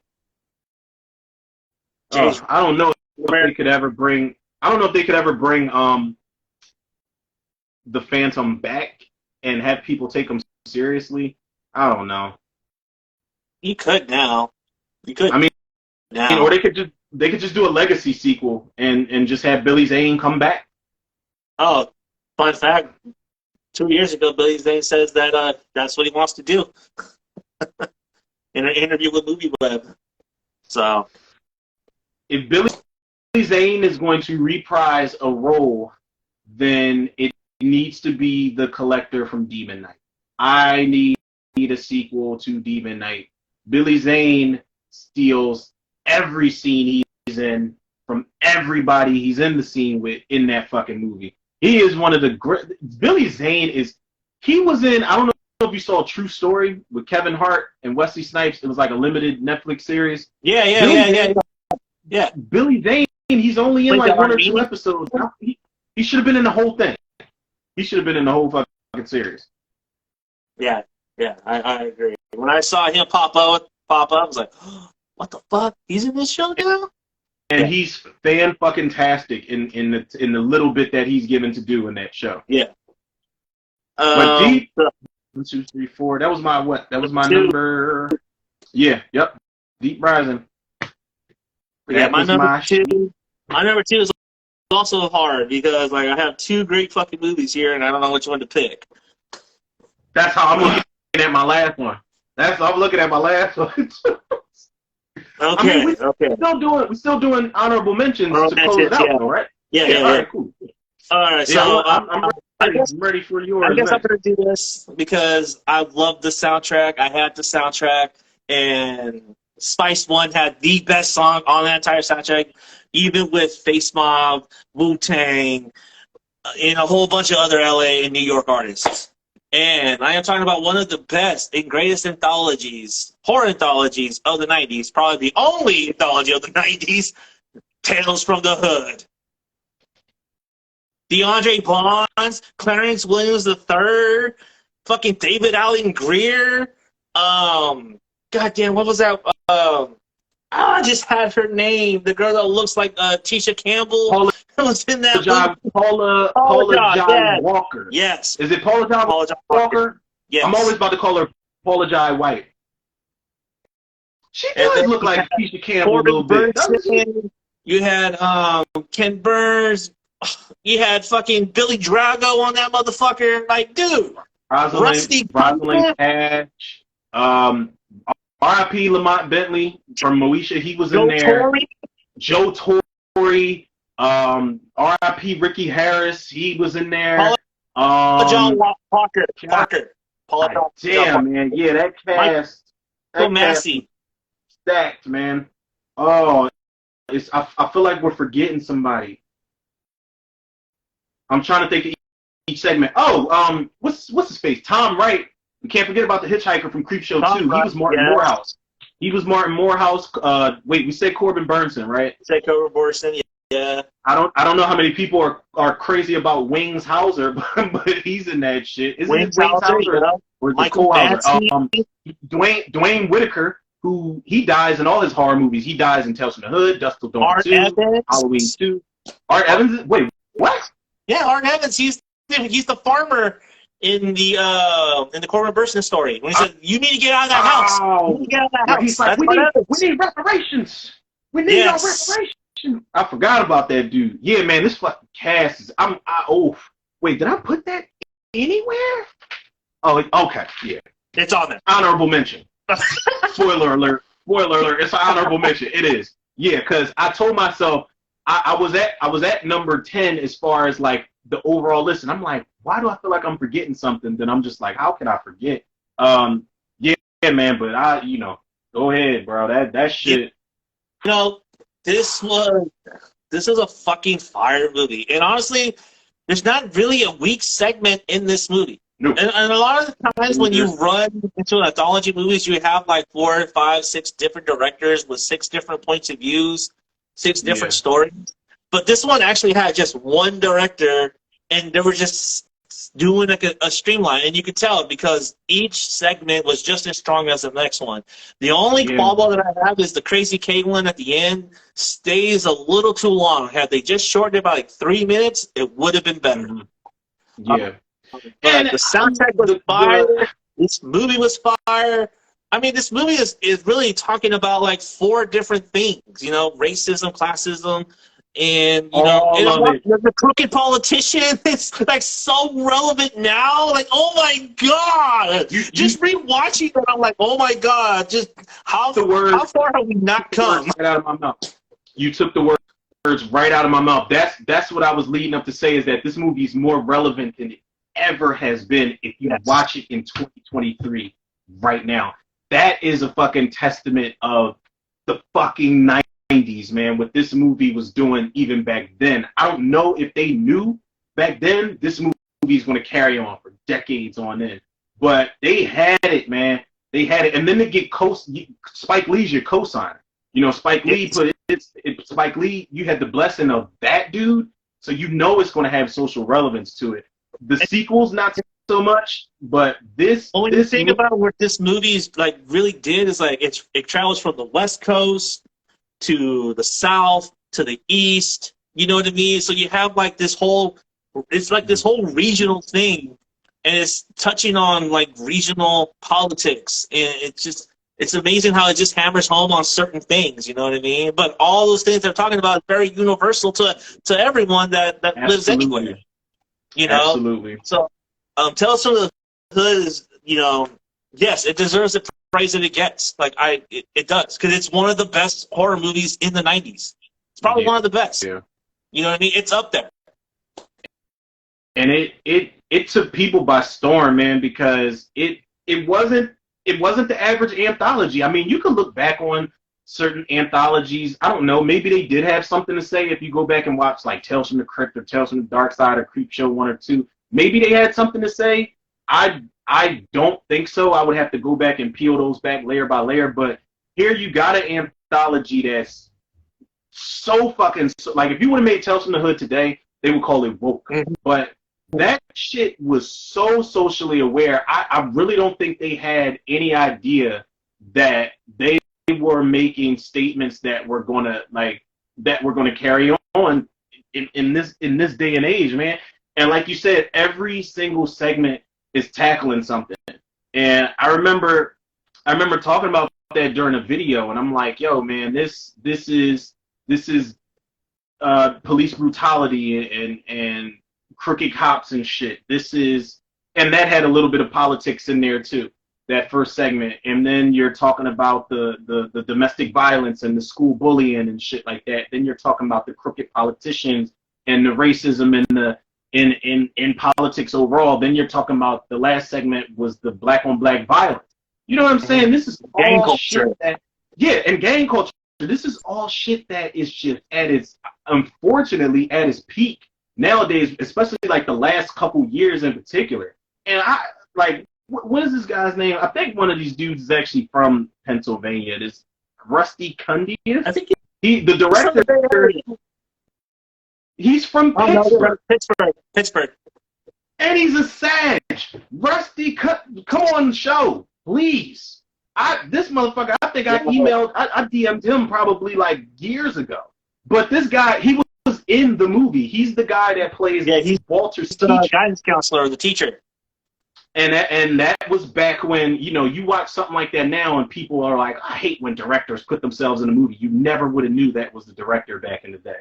But I hate to say it. This movie, it should have been a one-off type of thing. If they ever rebooted this, I feel like this is one trilogy. Yeah, there's 2 more. Yeah. But if this is one trilogy that if they ever rebooted it, now is a better time. Or if they want to do a official part 2, now is a good time to do it. Now is a good time to do it and get some points across, because those 2, it's hard to believe that the same fucking people were behind parts 2 and 3. I don't give a fuck if y'all got Keith David and Tony Todd on board or not. Those 2 movies are horrible. Well, actually, I'm lying. I didn't see part 3, but 2 is just... 2 is really tough to get through, and I think the problem with 2 is that You know why the first one works is because it doesn't sacrifice the horror over the message. I feel like 2 sacrifices message over the horror instead of like it feels like it's preaching to you and talking to you, talking at you rather than talking to you. While Tales from the Hood is just talking to you. You know what I mean?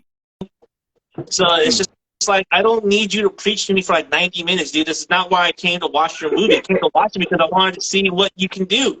But also, too, the filmmaking does not look very inspiring. You can totally tell, like, he is not. It just looks like shit, dude. It just looks like shit. Lazy, man. It's lazy as shit. It's not.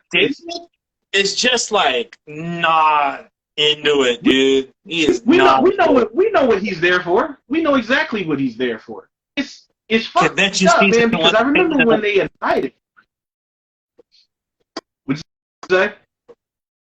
Huh? You cut out. Oh, my bad. No, I was saying. I think that when they announced part 2, I was a little bit excited for it because I'm like, okay,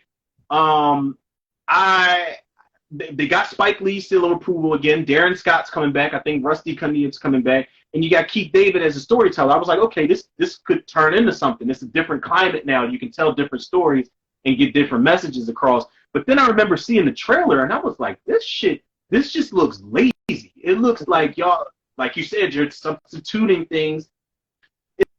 It's bad, and it's so bad. I almost went as far as to say 3 is terrible. I know 3 is terrible. I know it is, but I haven't watched it because of how bad part 2 was. Second one is. Yeah, I don't give a fuck if Tony Todd's in it or not, and I love Tony Todd. He's on my list of the top 5 movies of the 90s. I love Tony Todd, I do, but I can't sit up here and act like Tony Todd was necessarily a selling point for me in that movie because he's been in some shit where it's just like, all right, Candy Corn. I never saw it. Is that a? That's fucking terrible. Fuck that movie. That movie's garbage. He's fucking garbage. He's not even in it all that much either. He plays the he's the owner of the carnival. He's like the headmaster of the carnival. Like he's the one that's in charge of the freaks and the moving the carnival. But he's only in it for like 5 minutes. But the movie sucks though. Garbage. What is up with Tony Todd and playing these freakish carnival-like characters? Are you telling me Candy Corn? He kind of, he played the guy in Hatchet. Hatchet's actually, that's a good series of movies. But he played that type of character. He was in Hellfest playing that type of character. Oh, that's right. That's right. He did do that. Right? He was the MC. He was the MC in Hellfest. That's right. I totally forgot. He was that guy. And he was in the trailers, and everybody was like, oh, shit, Tony Todd's in it. And that movie, I did not like. I know some people loved Hellfest. I was so disappointed in that movie, man. I like Bex Taylor Claus. I do. But that movie just, Tony Todd, yeah. I want him, I ain't going to say nothing else, because we need Tony Todd on the show. Yeah. That's a bridge we cannot burn. Yeah. I won't be the one to burn that bridge. We need to hold on to that kerosene just a little longer. Hang on to it. I'll say this. Candyman 3, he knew better. That's all I'm going to say. One last point on Tales from the Hood. This was just, it's a solid movie. Like you said, Spike Lee put his name on it. And, I remember watching this back in 96, and it just fucking blew me away. And that wraparound segment I did not see coming. And I was like, oh, my God, that was fucking awesome. That was awesome. And I don't remember, and I still can't remember a time when I watched an anthology movie, maybe besides Creepshow 2, that every segment was solid. Even the end was solid. The wraparound to Tales from the Hood was so good that, like, other anthology movies have a really high bar. I don't even think Tales from the Dark Side, the movie, is that great. I think it has 2 good segments, but it's not all that great. It has 2 good segments, but it's otherwise, you know what I mean? When you say 2 good segments, are you talking about the Mummy and the Gargoyle one? Yes. Okay, because that black cat bullshit, it's okay, but that shit is a drag, man. Yeah, it's drag. It's like Stuart Little, but with a cat. Yeah, it's not good. Yeah. And it overstays its welcome. It's just like, it's bullshit. I like William Hickey, but I was just, no, I'm good. I'm sorry. But yeah, Tales from the Hood, for me, sets the standards for all anthology movies heading forward. That's what I look for. Rightfully so. A solid wraparound. So. And it was to add to the wraparound part, it was one of those endings where when you see what's going on, when they open those coffins up, you know they are fucked. It is about to get darker than it's already been. You've already taken us through all these segments that are fucked up. But when they, I remember being genuinely scared. Me being scared and being scared for those characters, I was like, holy shit.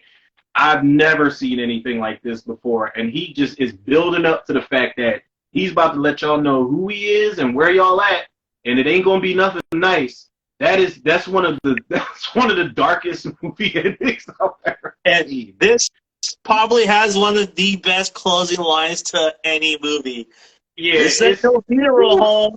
It ain't the Terror Dome. It ain't the Terror Dome. What the hell, motherfuckers? They're just sitting there burning in hell. Yeah, that's one of those endings where when I wonder, like, when people walked out of the theater, like, how were they? Were they just like, oh, fuck that I just watched type of thing? That's how they should have been. It should have creeped people out and weirded everybody out.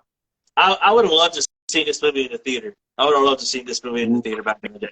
Yeah, that would have been a good one. Yeah, that would have been. All right, that's my number 2. So what you got? My number, Tales from the Hood, as far as everything we touched about with social relevance and all of that, I think that's a great segue into my number 1. My number 1 is The People Under the Stairs. Oh, that's so funny. Look at the bottom. I can't see it. Wait, oh. And on the bottom of it, okay. People under the stairs. Firing on all cylinders here, man. Bruh.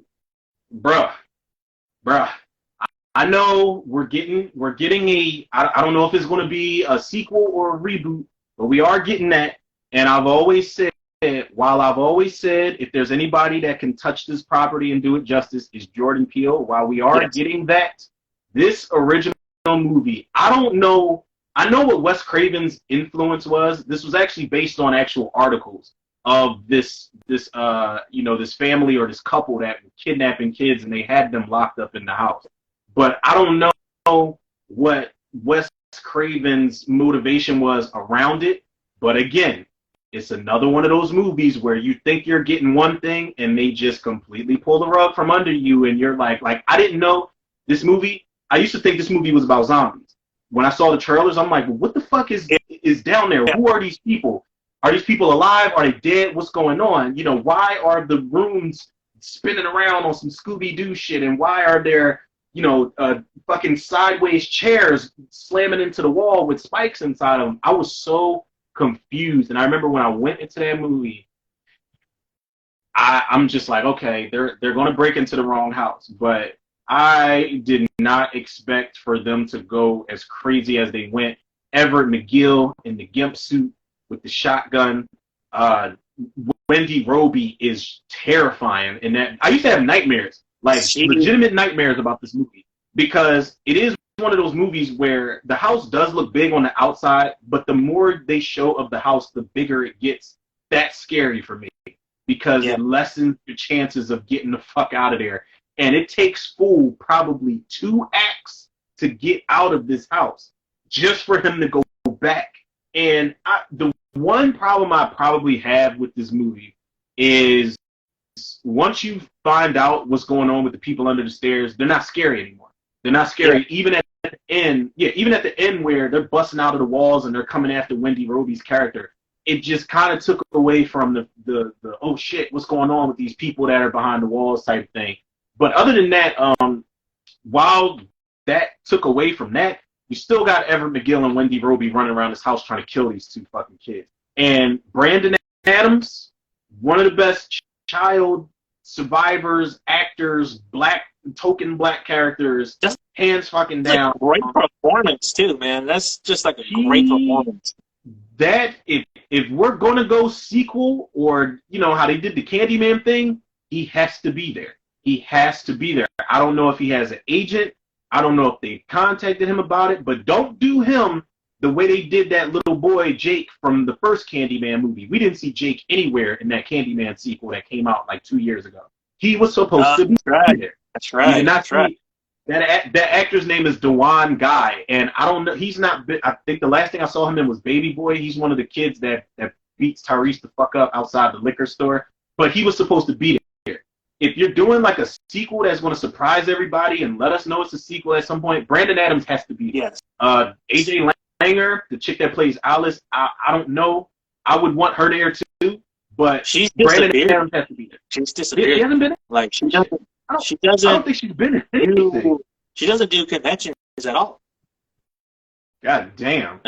She completely disappeared off the face of the earth. She was. I mean, she was in Escape from L.A. She was the president's daughter. Her name's Utopia, and she was in Baywatch.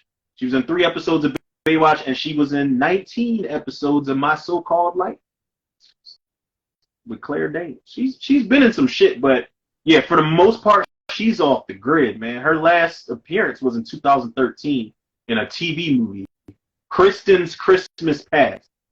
That sounds like a Lifetime movie for some reason. Yo, I was just about to say, I can only assume that's a Lifetime movie. That's a But Lifetime movie. she's got a lot of TV credits turned. She's got Poltergeist: The Legacy. She was in that TV series. I don't think anybody.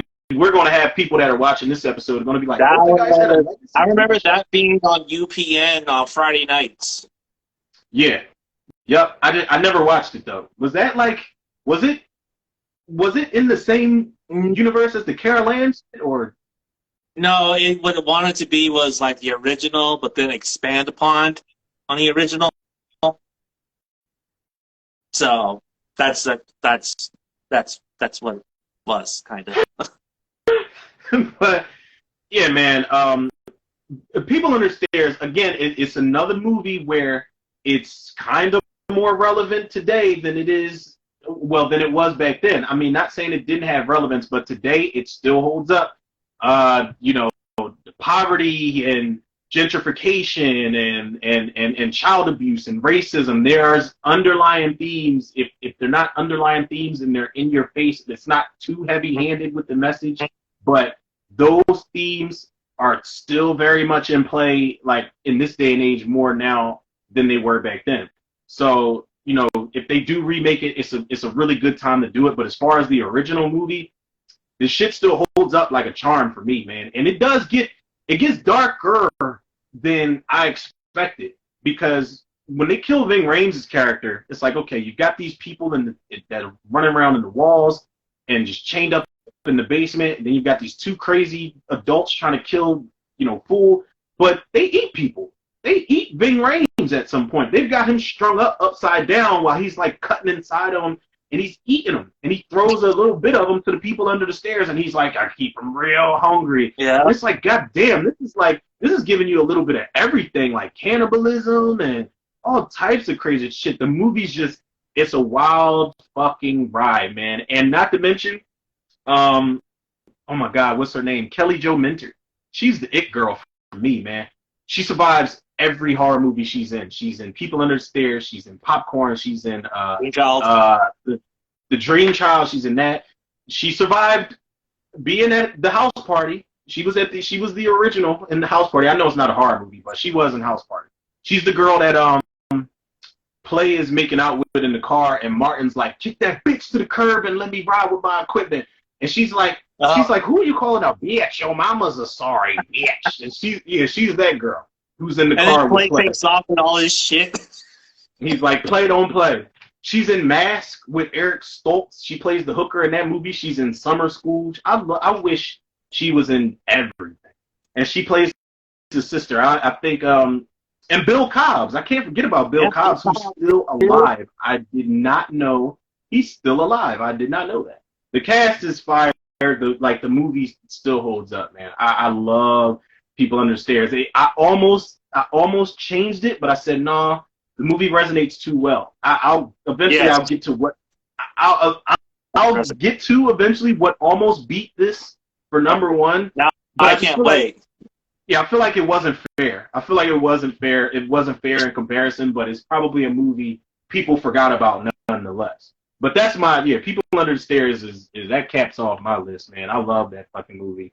Super, super relevant to this day. Okay, so I forget. I used my to last melt it in the one water. is a movie that The Sixth Sense ruined, and a movie that a lot of people found on videotape 6 months after its release. And I'm talking about the Kevin Bacon-led Stir of Echoes. Ooh, is that on my honorable mention? No, it's not in my honorable mentions. But That fucking movie is everything The Sixth Sense wanted to be and more. That movie had some genuine fucking scares in that movie. There was, and Kevin Bacon's performance and him just becoming more and more unhinged as the movie progresses is fucking disturbing to see, man. Because, his wife is just like, what the fuck is going on? What's going on? And the kid is trying to help him too because he's seeing everything. And yeah, Stir of Echoes is a fucking fire fucking movie, dude. It is probably one of the best out there. What year did The Sixth Sense come out? Came out 98. Whoa. 99. 99. Well, all right. So it's still in the 90s category. I thought it came out in the 2000s because I was about to talk shit. I was about to be like, see, people, this is why 90s movies paved it. They crawled so your favorite 2000s movies could walk. Stir of Echoes came out September 10th, 1999. Stir of Echoes, man. I'm not gonna lie. I'm surprised you picked that, but I was a late bloomer. I didn't see that movie until Sixth Sense came out a month before. Sixth Sense came out a month before Stir of Echoes, August 6th, 1999. Oh. And it stole its motherfucking thunder. It didn't do good at the box office, Stir of Echoes? No. It didn't do good at the box office because everyone thought that this movie was ripping off The Sixth Sense, when in fact that this movie was already made before The Sixth Sense. But the studio pushed it back. The studio pushed it back because, no, we don't think this movie is going to do well in the summer, so we're going to push it till September. Sixth Sense comes out in August and fucking cleans up. Listen, I'm just going to say it. The Sixth Sense, it's okay. It's okay. I don't care. I'll be that guy. And I'm always rooting for M. Night Shyamalan. He's a PA native. He films a lot of his movies in Philly on location. He doesn't CG or green screen, none of that shit. He films on location at the crib. But Stir of Echoes is the better film. It's the more effective film for me. And it has a much nothing against Bruce Willis, but I'm way more invested in Kevin Bacon in Stir of Echoes. He seems like the everyman. And also, when you think about Kevin Bacon, he really wasn't in anything of consequence in the 90s. And that's not to talk shit, but that's just facts. When you think about how many hits did Kevin Bacon have in the 90s? Not many. How many hits did Bruce Willis have in the 90s? Quite a lot. And Bruce Kevin Willis Bacon is still John McClane. People didn't really buy John McClane in this movie, He's 3 years. Kevin Bacon was... It didn't have Kevin Bacon's the movie I was about to mention didn't really have consequence. He was in Tremors and Sleepers. Those are the first two 90s movies that come to mind. And funny enough, I almost called it The Sixth Sense. Stir of Echoes, its two leads were in two Tremors movies. That girl that plays his wife was the love interest in Tremors 2. Yeah. No shit. Yeah, that's her. She was she was the one. She was the one. Fred Ward had. He had the hots for her in that movie.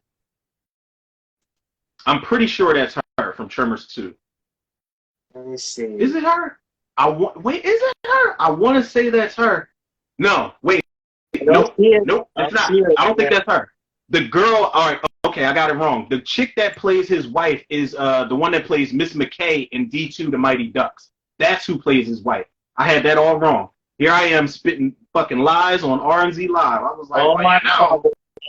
People come to us because they know we speak facts, bro. Come on now. I know. I'm fucking up, people. I swore I was on to something there. I was wrong like shit. I see why you say that because they look alike. She does look like her. Yeah, they look alike. Too, she does look like her. Helen Shaver. Yeah. She does look like Catherine. God damn, I was super wrong about that. Thank God. I mean, the fact checkers are going to come after me. And, actually. It's like, but yeah, Sarah Records is a fucking fire movie, and I enjoyed it. I thought it's very effective. That ending's very effective. Every time I watch that movie, I fucking feel cold. Like, I just feel cold. You know what I mean? Yeah, it's just a good movie. That trailer, though, does not do it justice, because that trailer is kind of awful. But, yeah, I don't know what else to say about this movie, man. It's definitely a sleeper. Definite sleeper. I'm trying to look and see.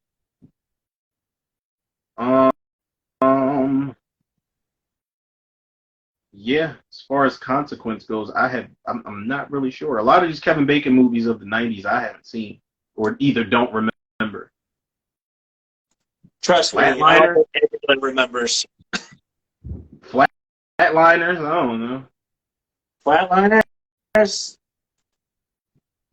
So let's see. Kevin Bacon was in R.I.P.D.?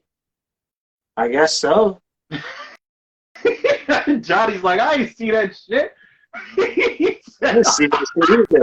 What that? He said, I guess so. He did not give a shit about that fucking movie. Because I've seen this shit, but it was kind of just like, okay, time to go back and appreciate Men in Black even more, because that's what the fuck y'all basically were doing. Yeah, then they made a part 2. So they just dropped the part 2 of it. He said, I guess. So. He didn't give a shit about the fucking movie. Oh, this really was Men in Black 2.0, though. This shit is ridiculous, man. Oh, what a waste of a good cast. James Hong and Jeff Bridges and Ryan Reynolds. And Buzz from Home Alone was in it. I think Buzz was worth the price of admission alone. So in the 90s, he was in JFK, Balto, which is probably his highest grossing movie. No, A Few Good Men. He was also in Wild Things. Oh, that's right. He was that crazy ass detective. Yeah, he was that crazy. That was a fucked up movie, man. That movie was crazy. That was a wild movie. Like, all pun intended. The first in 95 with Christian Slater. So yeah, like nothing really there. You know what I mean? Like JFK, A Few Good Men, and Wild Things were like the biggest hits of the 90s, but nothing of consequence. And he wasn't even the leading man in that movie, in any of those movies. Also, I love Stir of Echoes because I love that Kevin Bacon got the chance to do. I love when some of my favorite actors, when they get the chance to do these I'm losing my mind type of movies. I love that he finally got that type of movie to his resume to do. And it was really fucking good. I want to say the girl, I got to look it up, but I want to say the girl that was like the ghost or the spirit, I think that was the girl from Urban Legend, Jennifer Morris or something like that. Yeah, the girl from Urban Legend's Final Cut.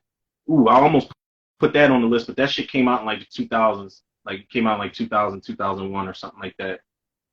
Yeah, I think it was no, I was still in high school, so about 2000, 2001, yeah. It's another underrated movie, but we get there. Yeah, we get Final Cut. I like Final Cut. That post-credit scene, though, oh my god. Oh, that's right. We Talk about we got and we got nothing after it. We got nothing. We got no. We did. We got something. Balls. They had the fucking balls to make Urban Legend 3 and not fucking pick up where Urban Legend Final Cut picked. Are you fucking serious? Get the fuck out of here with that bullshit, man. We got Mary Lambert to blame for that shit, and I was surprised that the woman that did Pet Sematary 1 and 2 did that bullshit. Urban Legend Bloody Mary. That shit was fucking trash truck juice. It was bad. They had an urban legend that could have been something, but Scary Stories to Tell in the Dark was like, okay, we're a PG-13 movie, and we'll show you how to do it. Remember Urban Legend 3, the girl had the spider bite? That was yeah. That was Kate Mara. Was that Kate Mara? Rooney Mara's fucking sister. I think she was the girl. She was either the main girl or she was the girl that was Kate Mara. Before Kate Mara. She was Sue Storm. Jesus, that girl can't catch a fucking break, man. I mean, she was good in American Horror Story. I liked her in that movie, or that TV show. I didn't think that she was going to be good at all, but yeah, the Maras can't catch a break. One of y'all played Nancy Thompson, and one of y'all played Sue Storm in 2 of the worst reboots ever. Facts. Yeah, it's time to look in the mirror at some point, or call your sibling up on the phone. Like, is it us? Like, it can't. It must be us. Yeah, no, you suck at picking projects. God damn, dude. Yeah, Rooney Mara needs to stop acting, and Kate Mara needs to pick better things, man. Yeah, Kate Mara's not terrible, but Rooney, Rooney, that girl was giving it nothing in Nightmare on Elm Street. Nothing.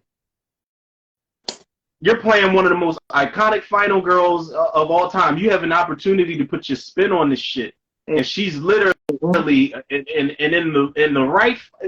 How am I trying to say this? In the wrong fucking movie, are you sleepwalking through this role? Like you're sleepwalking in a movie where you need to be sleepwalking. Holy shit! Ooh, poor Rooney, and you know. Are we burning bridges with Rooney Mara on the show? Do we give a fuck? No, because I fucking hate that movie, and I hate her as Nancy, so... Sorry, Rooney. I don't think she's done anything that I care about anyway. The only she wasn't... Rooney we acknowledge is Mickey. I don't know. Mickey Rooney at least was in the... Mickey Rooney was in the better bad movie. He was in Silent Night, Deadly Night 5. Mickey Rooney or Mickey Rourke? Mickey Rooney, right? Mickey Rooney. Oh, yeah, okay. I'm like, yeah, Mickey Rooney's good. He's good. He's in the better bad movie. Like when Nightmare on Elm Street is worse than Silent Night, Deadly Night 5, then it's time to go back to the drawing board and reevaluate some shit here. Mickey Rooney at least played a crazed psychotic toy maker. And shitty as a movie that is, he put something into it. Yeah. He put something into it. Dude was creepy as fuck. All right, so honorable mentions. Let's do it. Okay. I got mine. Oh shit! Let me mark this one off. But yeah, I got. All right. Yeah. I got my honorable mentions. Okay. My one honorable mention that almost took my number 1 spot is Fire in the Sky. I don't know. Yeah. Right. Now I don't like it more than People Under Stairs, but I was fighting in my mind when I text you and told you, yo, this might be one of the hardest lists I've ever had to do on the show with you. Fire in the Sky. We could talk that alien abduction bullshit, all that little cutesy wootsy shit. That movie is nightmare fuel with an amazing fucking cast, bro. That cast, for one, is stacked to the ceiling. But that abduction sequence, woo! Oh my god, dude. Gamer Harold, thank you. Gamer Harold said this is a really cool live stream. Appreciate it, man. Thank you so much, man. We try to keep it lively and entertaining, all while like we're pretty unfiltered for the most part on here. You know, we may say some we may say some shit that's gonna, you know, like make waves and rock the boat a little bit, but we try to drop our gems and put our, you know, our love for, you know, horror movies and just movies in general on display every time, man. This is what we do. This is what we love. Yeah. This is what. Okay. My bad, bro. I had to... Fire in the Sky. Holy shit, bro. That's now mine. Mine is just like, how do I even fucking top that?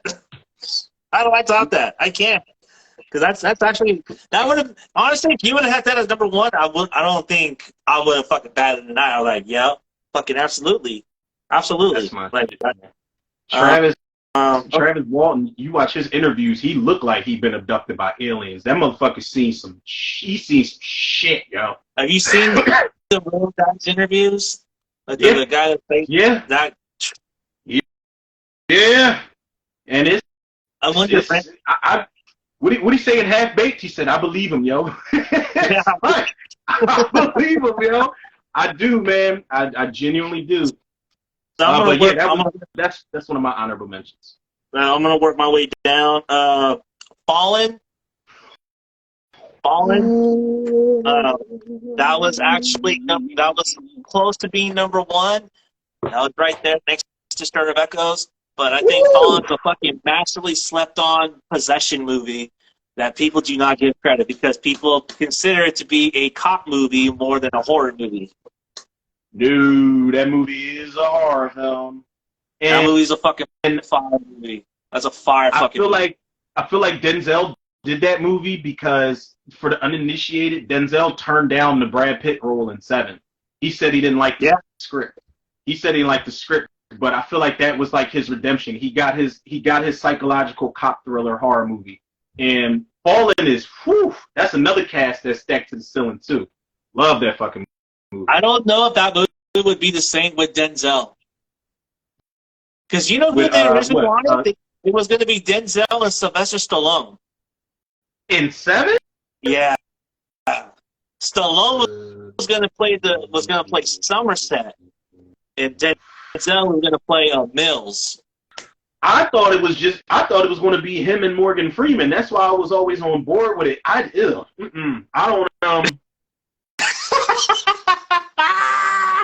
Yeah, no, for real. They sent the script to Sylvester Stallone and Denzel. They both said that this shit's too dark. We don't want it. I don't want to do this. And they sent them the script with the beheading. So yeah, I don't. That chemistry would have been so strange. And the first thing I thought of was fucking Sylvester Stallone and Judge Dredd. You were trying to law. Like, that's the first thing I thought of. It's like, come on, Sly. I don't know, Sly. We almost got motherfucking Sly as Axel Foley. So come on. Are you fucking serious? Is Beverly Hills Cop? Yeah. Yeah, you didn't know that? No, I did not. Ooh. So, okay, God, man. Originally, Beverly Hills Cop was offered to Stallone, but Stallone wanted to rewrite it and make Axel a little bit more of a tough guy, and then make him not from Detroit. And he wanted to make it more of an action thriller, but Paramount wanted an action comedy, so they gave it to Murphy. Another fun fact, Beverly Hills Cop 2 was originally Cobra. That was supposed to be the original script for Cobra.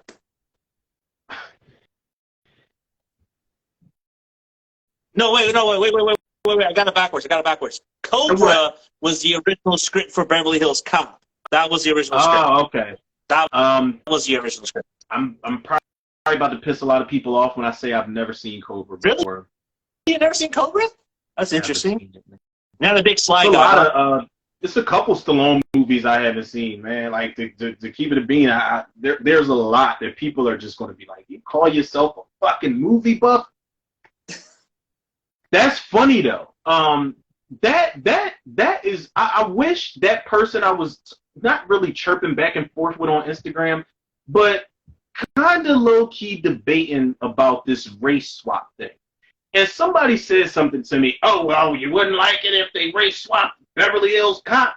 But now here you are telling me that they wanted Sylvester Stallone, and like I could have made that argument. Well, they wanted a white guy to play the character. Like, whew, the more you know, man. Yeah, I gotta start doing more research, bro. So the original Beverly Hills Cop is Cobra.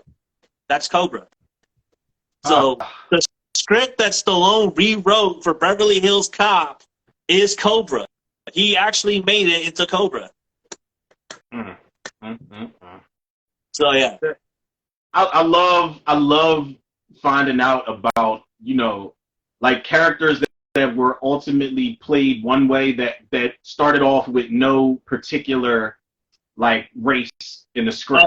Oh, like okay, so also I have it wrong. Also, Stallone turned down the role of Mills, not Somerset. Oh, so he was going to play the Brad Pitt. Obviously, that's somebody that I just made up. He was going to be the Brad Pitt character. Mm-hmm. I could kind of see him snapping, saying "What's in the box," but I think the best man won. I think the best man won as far as Stallone and Brad Pitt playing that role. God damn, man! I wish, like, in an alternate universe, we could just make these movies happen in our heads, so you could just see if it works or not with Sylvester Stallone playing.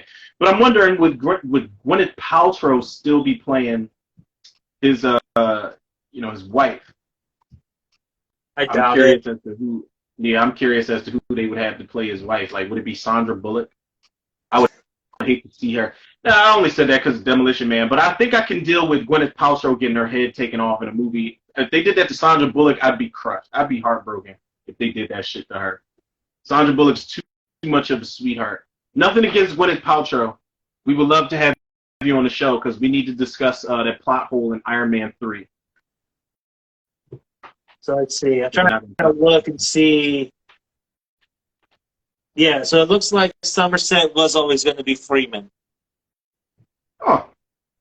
Well, it was either going to be Morgan Freeman and Sly or Morgan Freeman and the fucking Denzel. Denzel turned down a lot of. That's how you know that dude's a boss. Like, he turned down a lot of movies. I know you're not a fan of this franchise, but he turned down the Kurt Russell role in Fast 7. He said, He said that character's too minor for me. I'm not doing that. This is below my pay grade type of shit. He said he didn't want to play such a secondary character. I don't blame him. I mean, Denzel's still a leading man, dude. Exactly. Denzel's still a leading man. And I mean, honestly though, I would have rather it been Denzel. For some reason, I'm not too crazy about Kurt Russell in the Fast and Furious franchise. I'm just not, for some reason. I don't know. They kill him off in the. I thought it added something. He's all right. He's all right. He is walking, and I know I'm contradicting myself. It's a Fast and Furious franchise. There's plot convenience all over the place, but he is walking plot convenience. Oh, well, it just so happened, Johnny, I know exactly where you're going. That's why I bought my motorcade to escort you there. And then the motorcade just rolls in. It's like, oh my God, dog, what don't you do? You know, when The Rock and Jason Statham are having like one of the best fight sequences ever in the prison, Kurt Russell's just outside looking at his watch like, oh, it took you longer than I expected. It's like, you're more on point than Dom and the crew. I have a fucking problem with that. Because what did he do in the past life? Is Mr. Nobody like, who were you in the past life? I need to know who you were. He's the man, bro. He's the man. Yeah, he's Kurt Russell, bro. What the fuck? Wait, do I take it that you never seen Tango and Cash either? I've said this. I have never seen Tango and Cash, and everybody was like, oh, well, Hobbs and Shaw, speaking of Fast and Furious movies, they don't say it's the same, but they compare it to like buddy cop movies, and they say that Tango and Cash is one of the template films as far as, you know, buddy cop movies go. And I've never seen it. I hear quotes from it all the time. It's fucking great 90's cheese, bro. It's fucking awesome. Robert Dazar is in there, Maniac Cop. Yeah, I was about to ask you, is that Maniac Cop? Because the name always sounds familiar. All right, Yeah, so Maniac Cop. I put Tango and Cash back on the list. I don't know how it made it off my list. So yeah, so Washington did turn down the role because it was too dark and evil. Stallone turned down the role for unknown reasons. So, and it looks He like said, Freeman "Fuck was yeah." the choice for Somerset, according to Andrew Kevin Walker. Tango and Cash. I gotta put that. I'll put a star next to that because I I'm feel gonna like I'm missing. rattle these ones off real quick. My other ones are Ghost Watch, which is a TV movie that was out on the BBC. It's a mockumentary about a haunting in England that Oh, scared a whole entire country and had the film banned. It's still banned to this fucking day in England because it scared so many people. It's fucking great. I definitely do. Man, you should watch this, bro, when you get a chance. It's called Ghost Watch. It's fucking awesome. It's an awesome documentary. Awesome documentary. Watch it on Halloween night, dude. When you get if it ever pops up, it's a great movie to watch on Halloween. Great movie. One of the best sequels to ever come out in the 90s. Child's Play 2. Meaner, leaner, and badder than ever, man. Child's Play 2. Child's Play 2 had actually kind of a good run in the 90s when you think about it, despite Bride and Seed, but we'll leave that be where it be.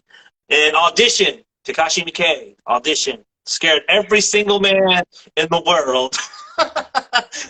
Don't do that. You want to talk about the conflict scene? Let's talk about the scene. That's a movie I only needed to see once. I walked in that movie thinking it was all fun and games. I thought it was sweet. The only parts of that movie I saw were on Bravo's 100 Scariest Movie Moments, and I was like, yeah, how bad could this shit be? And I'm watching it like, oh, fucking God, that movie.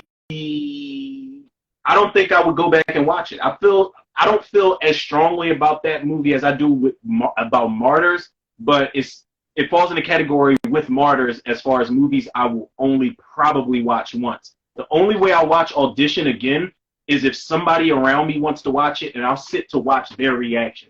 Audition was a disturbing fucking movie for me. Yeah. That is hard to do. Yeah, that Hobbit, when she's got that ooh. Yeah.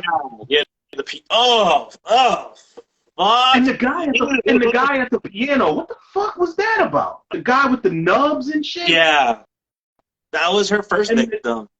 And the guy that's in the bag and he's eating the bowl of people, if y'all have not seen Audition, then don't watch it. I wouldn't wish that movie on my enemies. Don't watch it. Yeah, yo, Takashi Miike, that's a savage fucking movie, yo. Audition is a savage movie. Not for the weak-hearted, that's for sure. Fuck. That's for sure. I think I watched it 3 times. The first time, I really couldn't just get through it. Second time, I actually made it all the way through, and the third time, I watched it with the Joe Bob brace commentary, which was kind of easier to space out the grotesqueness of the movie. But yeah, Audition definitely fucking. That's a hard and toxic commentary. I'm gonna need to get through that shit again because I'm gonna need something strong, like some 151 proof shit to get through that movie. That was rough, man. Like, I didn't do commentary on it, but I did a review for it after the fact, and it was just called That Time I Watched, or My Experience Watching Audition. Bruh. Yeah. That Right? That movie just triumphed over the rest of the ones that I got are for the speed round are pretty modern. They're pretty regular. I had From Dusk Till Dawn, I had Wolf, I had Scream, and I had Tales from the Hood. Those are my honorable mentions. But like Audition, they ain't got shit on that movie. Audition is probably one of the most disturbing horror movies on my list that didn't make my list. Child's Play 2 is probably one of the most funner ones on my list. And Ghost Watch is probably the most creative out of all of them. Fallen is a sleeper, and People Under the Stairs. I mean, we already covered that. That's on my honorable mention as well. Yeah. Yeah, man. Boom, people. There you have it. Best fucking decade. Best time for horror. Yeah. The 90s. So my other ones too, like influential. Like I'm just gonna rattle these ones off. Mhm. Strangeland, Blair Witch Yes. Project, Candyman, Tales from the Hood, and New Nightmare. Like, to me, those are 5 movies that are very influential in the 90s, I felt like. Okay, you say Blair Witch Project as far as influential, sure. Yes. Blair Witch Project's one of those movies where I'm like, I didn't say it was a good movie. I just said it was influential. I know, yeah. I mean, it might have single-handedly jump-started the whole, the whole found footage craze. You know what I mean? And I give it that. But just getting through that movie, I can't. I've seen it, obviously, but it's just like, I don't. People are like, this is the scariest movie, and I'm like, where at? So I could be there because I haven't seen that movie that everybody's been talking about. Coordinates to the scary movie you speak of, because I don't know. Yeah, I am just as lost as those fuckers in the woods looking for the Blair Witch. And I'm when people want me to look for how scary this movie is, I turn into them. We're walking in circles. I don't know where I'm at. We're lost. The marketing behind Blair Witch was ahead of its time, and you see every movie since Blair Witch duplicate that same kind of marketing. And that's why I think it's influential, because it also proved that you can fucking make a movie dirt cheap and make like a lot of movies, which we got a lot of found footage movies from the 2000s on. I mean, think about it. Yeah. And that's another. As someone that's trying to break in. That's another future topic. What's that? What'd you say? Well, I was asking you what you said. Well, I was just saying, like, as someone that wants to be a filmmaker, found footage is an easy way to like get your foot in the door and make found footage films. You know what I mean? Yeah. So for me, I look at it that like, I could do that too. You know, I just need a solid story. Strangeland is another solid one. There's Stranger Danger, tale as old as time, but this time it's using the internet. So, we already talked about when the internet, it was using the internet when the internet was like peaking. The chat rooms and all of that type of shit were about to start taking off. And I always say Strangeland crawled, so shit like Hostel and Saw, the torture porn era that came to be, Strangeland kind of set the way for that. Yeah. Oh, you ever hear D. Snyder talk about Eli Roth, bro? Fucking hilarious. About him. Because, like, Eli Roth did the history of horror, and D. Snyder was on a podcast. Like, that motherfucker didn't even bring me on to talk about my movie, Strangeland. Like, my movie crawls so you can fucking walk, bro. Fuck out of here. Like, literally, that's exactly what he said. Like, no, and he's not wrong, and you're not wrong. Not wrong. No, he's not wrong, bro. It's just funny when he talks about it, though. It's like, yeah, I mean, that's true. He's got a point. He's got a point. I was about to make a comparison. I don't know if it was a fair comparison. It's kind of like when, and I don't know if it's a case of filmmakers that or just hard people that just get older and they get kind of seemingly bitter. But it's kind of like, it reminds me of when George A. Romero, they actually offered, they wanted him to be a part of The Walking Dead, and he's like, I don't, like, y'all are taking what I'm doing, and I don't, y'all, he said that they were, in an interview, he was like, oh, y'all doing The Walking Dead, y'all didn't call me, y'all didn't kiss the ring, basically is what he was saying. And then when they actually did ask him, he kind of just like acted like it was a little beneath him. But D. Snyder, he's not wrong, because and you know what, I gotta side with Romero on that, though. I gotta side with George on that, because you know what, dude? Like, how the fuck are you gonna do a zombie TV show and not hit up the genius that is George A. Romero? Like, how do you not do that? How do you not have him direct the pilot? Like, it's K&B, you know what I mean, that did it. They have a relationship with George. Dude, kiss the motherfucking ring. That's it. Yeah. Listen, shit. The first season. Real talk, true fucking story. When George A. Romero, when he was still alive, I DM'd Tom Savini, and I'm not even gonna tag Tom. He's not gonna see this shit. I ain't trying to burn no bridges, but I DM'd Tom Savini because George A. Romero obviously didn't have social media at the time when he was alive. At least I didn't know of it. But I DM'd Tom Savini. I had like a outline and something I was working on, like script wise, where I wanted to do like a super modern but like simple reimagining of Night of the Living Dead. Different character names, but similar premise. But kind of what Tom Savini did with the remake, where you think you know what you're going to get, and the scenarios is just they play out way different. And Tom Savini gave me, he responded, and he was like, thanks for the kind. He gave me the textbook answer where he's like, thanks for the kind words, but I'm sorry, I can't accept any unsolicited material. Now, I don't know if that was really Tom Savini, or how they have their agents or whoever handle their social media. But then I gracefully bowed out, and I took that on the chin, and I was like, okay. I was like, well, thanks for responding.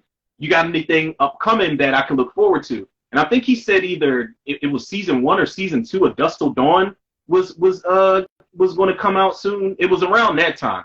And I even knew better. Like, if I want to do this, and this man is George A. Romero was solely responsible for me wanting to do what I do, then hell yeah, you gotta kiss the ring and call that motherfucker up. Like, you know how much that would have meant to have that dude's blessing if he was like, oh, you're from Pennsylvania as well? Cool, I'll put my stamp on your movie and what? So yeah, hell yeah, they should have called him up for that. It's why you think he was about to do the Resident Evil movies? They were. I don't know how it would have turned out. That's up in I think it's been a lot fucking better than what the fuck we got. I'll tell you that right now. I keep forgetting you're not a fan of the Mila Jovovich. That concept trailer that they put together, that game trailer that he put together for Capcom, if it's anything like that, then yeah, dude, I think George A. Romero would have given us a fucking brilliant Resident Evil adaptation. Have you ever read the script for the Resident Evil movie? I've just seen the concept trailer for it. It's online, and they do pretty much what he did what we see in the Welcome to Raccoon City reboot, but he put a lot in there. Spiders are in there. A lot of the shit that's in the TV series is in there. All the Stars members are in there. Chris Redfield, Jill Valentine, and like all those people are in there. I don't know if somebody's missing as far as the Stars members, but it's a lot more grounded as far as the first couple video games go, the first 2 video games for that matter. But the script is definitely online. I haven't read all of it. I read some of that shit. But I think he would have definitely given us something closer to the game. I like the Mila Jovovich movies because they're like, those are the Fast and Furious of monster movies for me. Not even Johnny said, fuck that shit's like garbage, bro. Like, what the fuck is this shit? I mean, you can't beat Mila Jovovich in a leather onesie. She's in a leather onesie. Yeah, Jennifer Lopez in a leather onesie. Motherfucking Sandra Bullock in a leather onesie. Michelle Rodriguez in a leather onesie. Like, yeah, I can. What movie was J-Lo in a leather onesie? Listen, you see, I was ready to be right back on IMDb. I closed the tab a couple minutes ago. I was about to be right back on that bitch. Come on, she was in there. You saw my fucking face. Yeah, I was ready. I was ready for that shit. I was about to be like, yo, just spill the beans. I'm thinking the first movie I thought of, I was like, was that The Cell? Where she had a leather onesie? Yeah, spandex. I guess close enough, right? Because if it was like 97 or 98 Selena J-Lo, then I probably would have had to track that movie down. I would scour the earth for that version of J-Lo. And people that are J-Lo fans or fans of her rear end, y'all know exactly what I'm talking about. Woo! Jennifer Lopez, we love you. We'd love to have you on the show. We would love to discuss that opening sequence in Anaconda where you're in that nightgown. I would love to discuss the conversation between you and Ben at the Grammys. What the fuck was that about, man? Like, body language and facial expressions tell a lot. And I don't know what was going on there, man. I don't know what she said. I don't know what he said. But It's like, that was people, an interesting no, you know moment. what? They both got word they're making Geely too. They got the alert to their phone and was like, God damn it! You They're trying to break it up gotta be again. down. You gotta be down bad to make Geely too. Yeah. Was Yeah. that the only movie they were in together? What's that? Was that the only movie they were in together? No. New Jersey Girl or some shit like that? Jersey Girl. And J-Lo gets a bad rap. She gets a bad rap as an actress. I don't think she's a bad actress overall. I like her in Selena, and I like her in Enough, and I like her in Hustlers. Hustlers was actually a lot better than I thought it was going to be. I thought it was just going to be like an updated version of the Players Club, but it was pretty solid. I'm not even going to lie. Yeah, I'm trying to watch that one, but I can't get over the fact that Cardi B's in that fucking movie. So listen, that's another she's not in it as much as you think she is. Trust me, I had the same fucking problem when I was like, oh, she's in Fast 9, I'm about to be pissed off. But she's only in one scene in Fast 9. She was actually in 2, but they cut that shit down to 1. But Cardi B's not really in it a lot. I've actually... I'm sorry, man. You would think she is. Huh? She's on the poster, so you would think she is. You would think she's like a prominent player. She's not in it a lot. It's more so centered on J-Lo, the Asian girl, Keke Palmer, and Keke Palmer's in there? Yeah, she's in there. She's one of the scammers of the men, and the way that they scam these motherfuckers in the movie is crazy. It's crazy. They are making out like bandits from start to finish in that movie. This movie now, Keke Palmer? What? I didn't know that. Yeah. I just sold me on the movie now. Yeah, she's in there. I like Keke Palmer and everything she's in, man. I do. Have you seen that? Have you seen? There's a movie that I think it was like 2010, 2012. She was in a movie called Cleaner, where Samuel Jackson. No. When you said Samuel Jackson, I remember seeing something about the movie. I've never seen it though. With Eva Mendes and Ed Harris.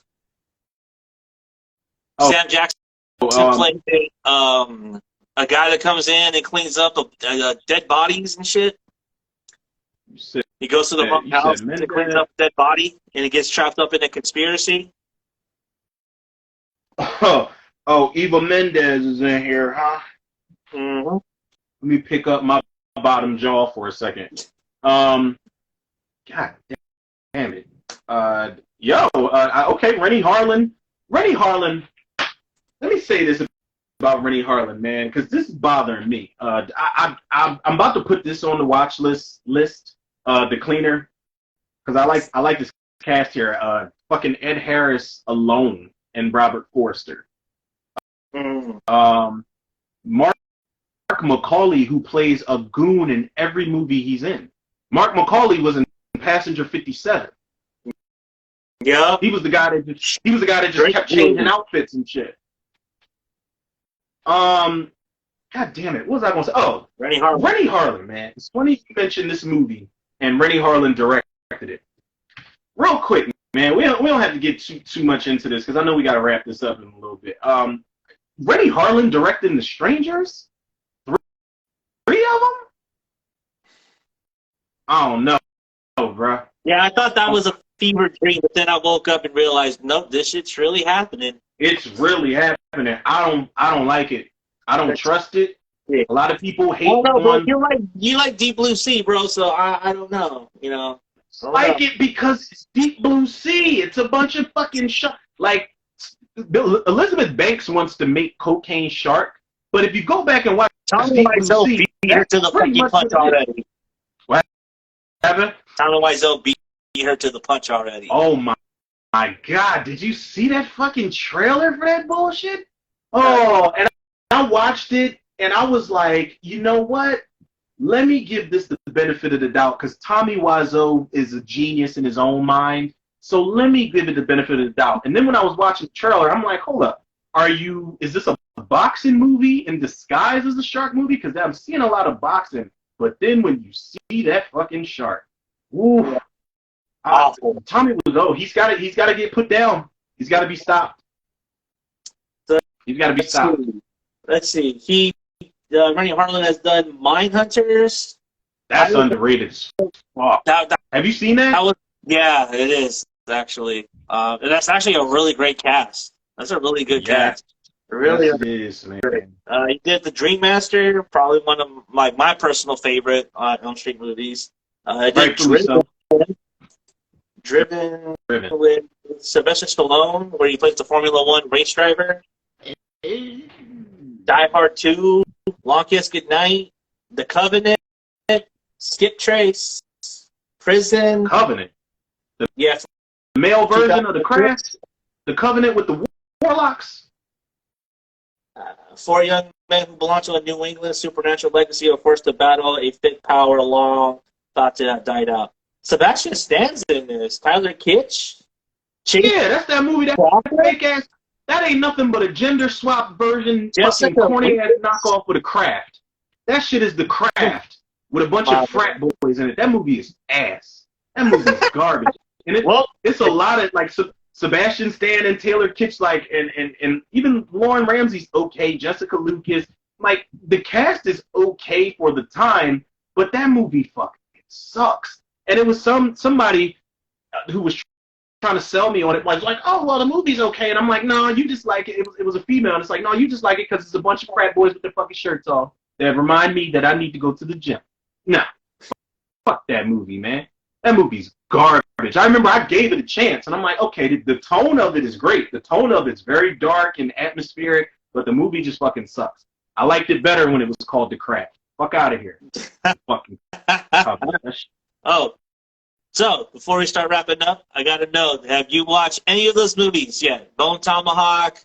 What was the other one? No. Shit. I'll tell you right now, and I will disgrace everything by telling you I haven't even watched. I did watch the trailer for, you told me, Bloodfest, May the Devil Take You, Bone Tomahawk, and now Tango and Cash. What else? I feel like it was, and Last Shift was the other one you told me to watch. No, Bone Tomahawk, I was about to do commentary for it the other day, and I'm not going to lie, I watched the trailer. I wanted to go into it blind, but I'm like, I got to watch the trailer. I got to see the quality of what I'm getting into. And I kind of backed out of it because I'm like, am I getting The Hills Have Eyes meets No Country for Old Men or some shit? Or what's happening? But I saw The Hills Have Eyes and 310 to Yuma. That's what you're getting. Okay. That makes sense. Let me tell it to you this way. You remember the sequence in 310 to Yuma when they go through the Navajo territory, or the Comanche territory? I'm not going to sit up here and act like I remember that. I don't. Okay. Well, isn't there like two versions? Isn't there an original and a remake? Yes, the original. I'm talking about the remake with Russell Crowe and Christian Bale. No. Okay. I don't really remember either of those fucking movies. I know. Oh my God. I lose us. I lose us more and more viewers every fucking time I haven't seen. You know how they say every time a bell rings, an angel gets his wings? I feel like every time I haven't seen a fucking movie, we lose. Our fucking viewership is dropping. Oh, James Mangold did the remake? Yeah. Oh, this was pre-Wolverine, pre-Logan, dude. This is. He was coming right off of Walk the Line. And pre-Indiana Jones, because that is his. He's doing that shit too. Right, he's doing indie. That actually kind of gives me a little bit more faith. Yeah, I'm hoping it's pretty gritty, and it looks pretty seamless. Like, you know how we talk about how Radio Silence did such like a good seamless job doing the Scream movies, and it feels like Wes Craven's still attached to it. Like, that's what the Indiana Jones trailer kind of looks like. There's gonna be more CG and shit. I don't know why the fuck like 1,000-year-old Indiana Jones is running on top of a train, but we know it's Indy. He's gonna be all right. Yeah. He's gonna be. Yeah, it's gonna be Phoebe Waller-Bridge that she's gonna take over. Watch. The Brit. Ooh, people are going to lose their shit. Oh, we're about to go Indiana woke and female empowerment ain't shit. It's going to be everybody bitching about it. Honestly, I'm not going to lie. I don't want a female Indiana Jones. I do not. Yeah, don't. I don't want them to do that. Don't do that. I think casting. I think it comes down to casting. And to tell you the truth, I think it all really comes down to casting, honestly. If they're going to do anything, as much as I'm not a fan of this guy, then do like a spin-off where Chris Pratt is Indiana Jones. Because that's basically what the fuck he does in the Jurassic World movies. That's all he does is Indiana Jones shit. He's slipping and sliding all over the fucking place and letting everybody... He's a fake-ass Tom Cruise 2.0. You run around all these green screens and you're on all of these motorcycles and all these vehicles, letting everybody know how limber you are. We get it. I'm sorry. Damn. I'm not a big fan of Chris Pratt, man. I'm not. He is one of the things. He's one of the things I don't like about those Jurassic World movies. I just don't. I'm not buying it with that guy, man. Oh man, that's shit. I know. Poor Chris I Pratt. hope I didn't burn any bridges. Now I'm kind of worried about this. Now I'm worried about this Mario Brother review now. No. Listen, that was one thing I was like a little concerned about, but I'm just like, okay, I can deal with your voice act.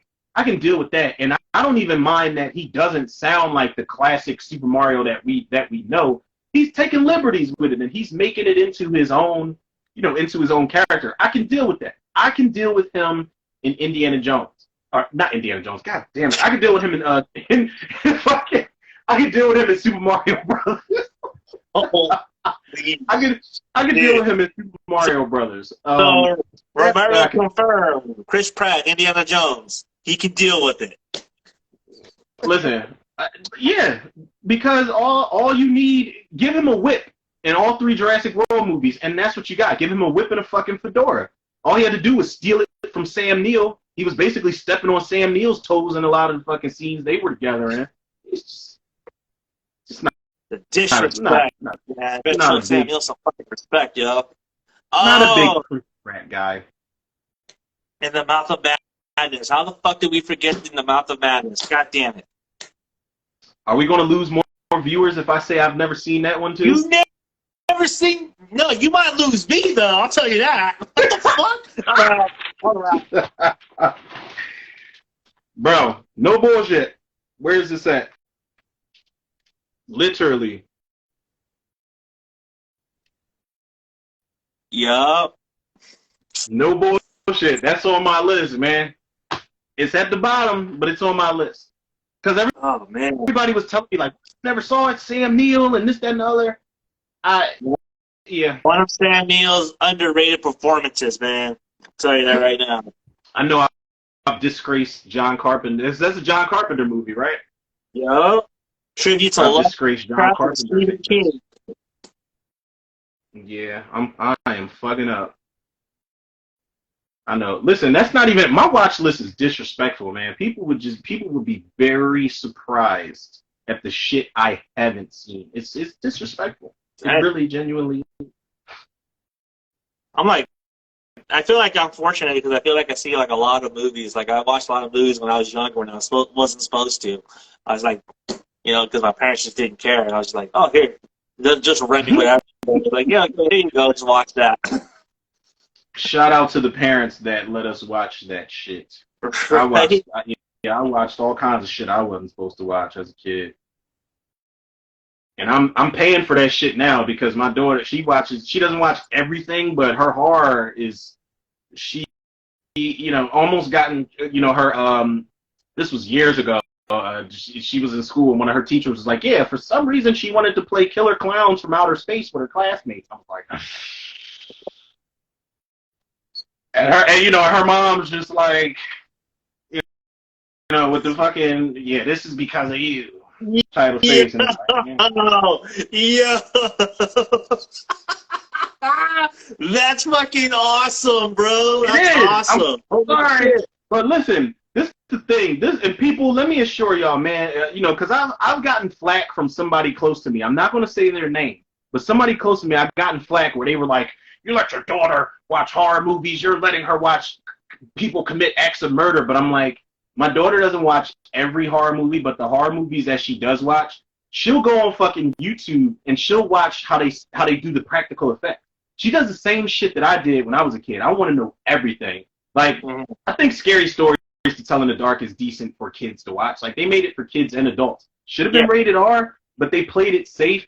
First thing she did was go and see how they made the woman, how they sculpted that woman's face that it wasn't even really a woman that played her. Like the what was her fucking name? Oh my god.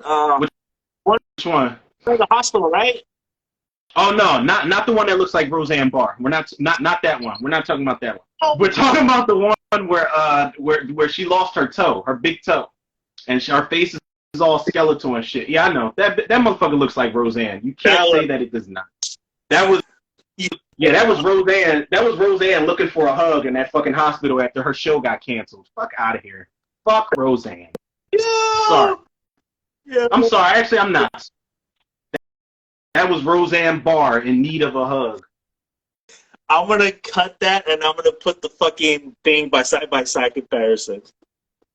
That it's Roseanne. Listen, it looks like Roseanne, but the eyes and the smile, the way that it looks in the book, not so much the movie. I mean, they translate it well on screen. Yeah. But in the book, when you look at the way that picture is that woman is smiling I think the story, that segment's called The Dream. And when you look at that smile and those eyes, go watch Dreamcatcher, and that motherfucker also looks like Duddits from Dreamcatcher. The kid version of Duddits looks like Duddits. When Duddits is smiling, those chinky eyes and those fucking and that wide ass smile, that's Duddits. Duddits. But for the most part, it's Roseanne. Sorry. Not sorry. That's fucking funny as fuck. Oh my god. But yeah, that's it, man. That was our 90s thing. That was our 90s.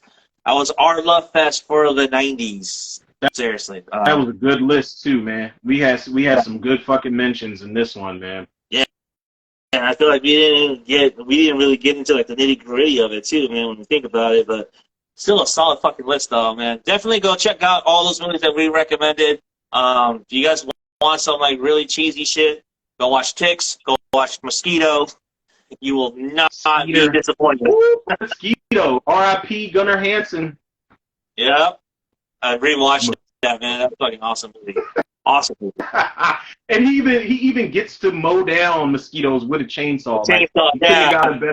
You couldn't have got a better sequence than that. That shit's hilarious. Yeah, that is fucking hilarious. But that's it. We will see you on the 12th, ladies and gentlemen. Levels or adaptions? Which ones?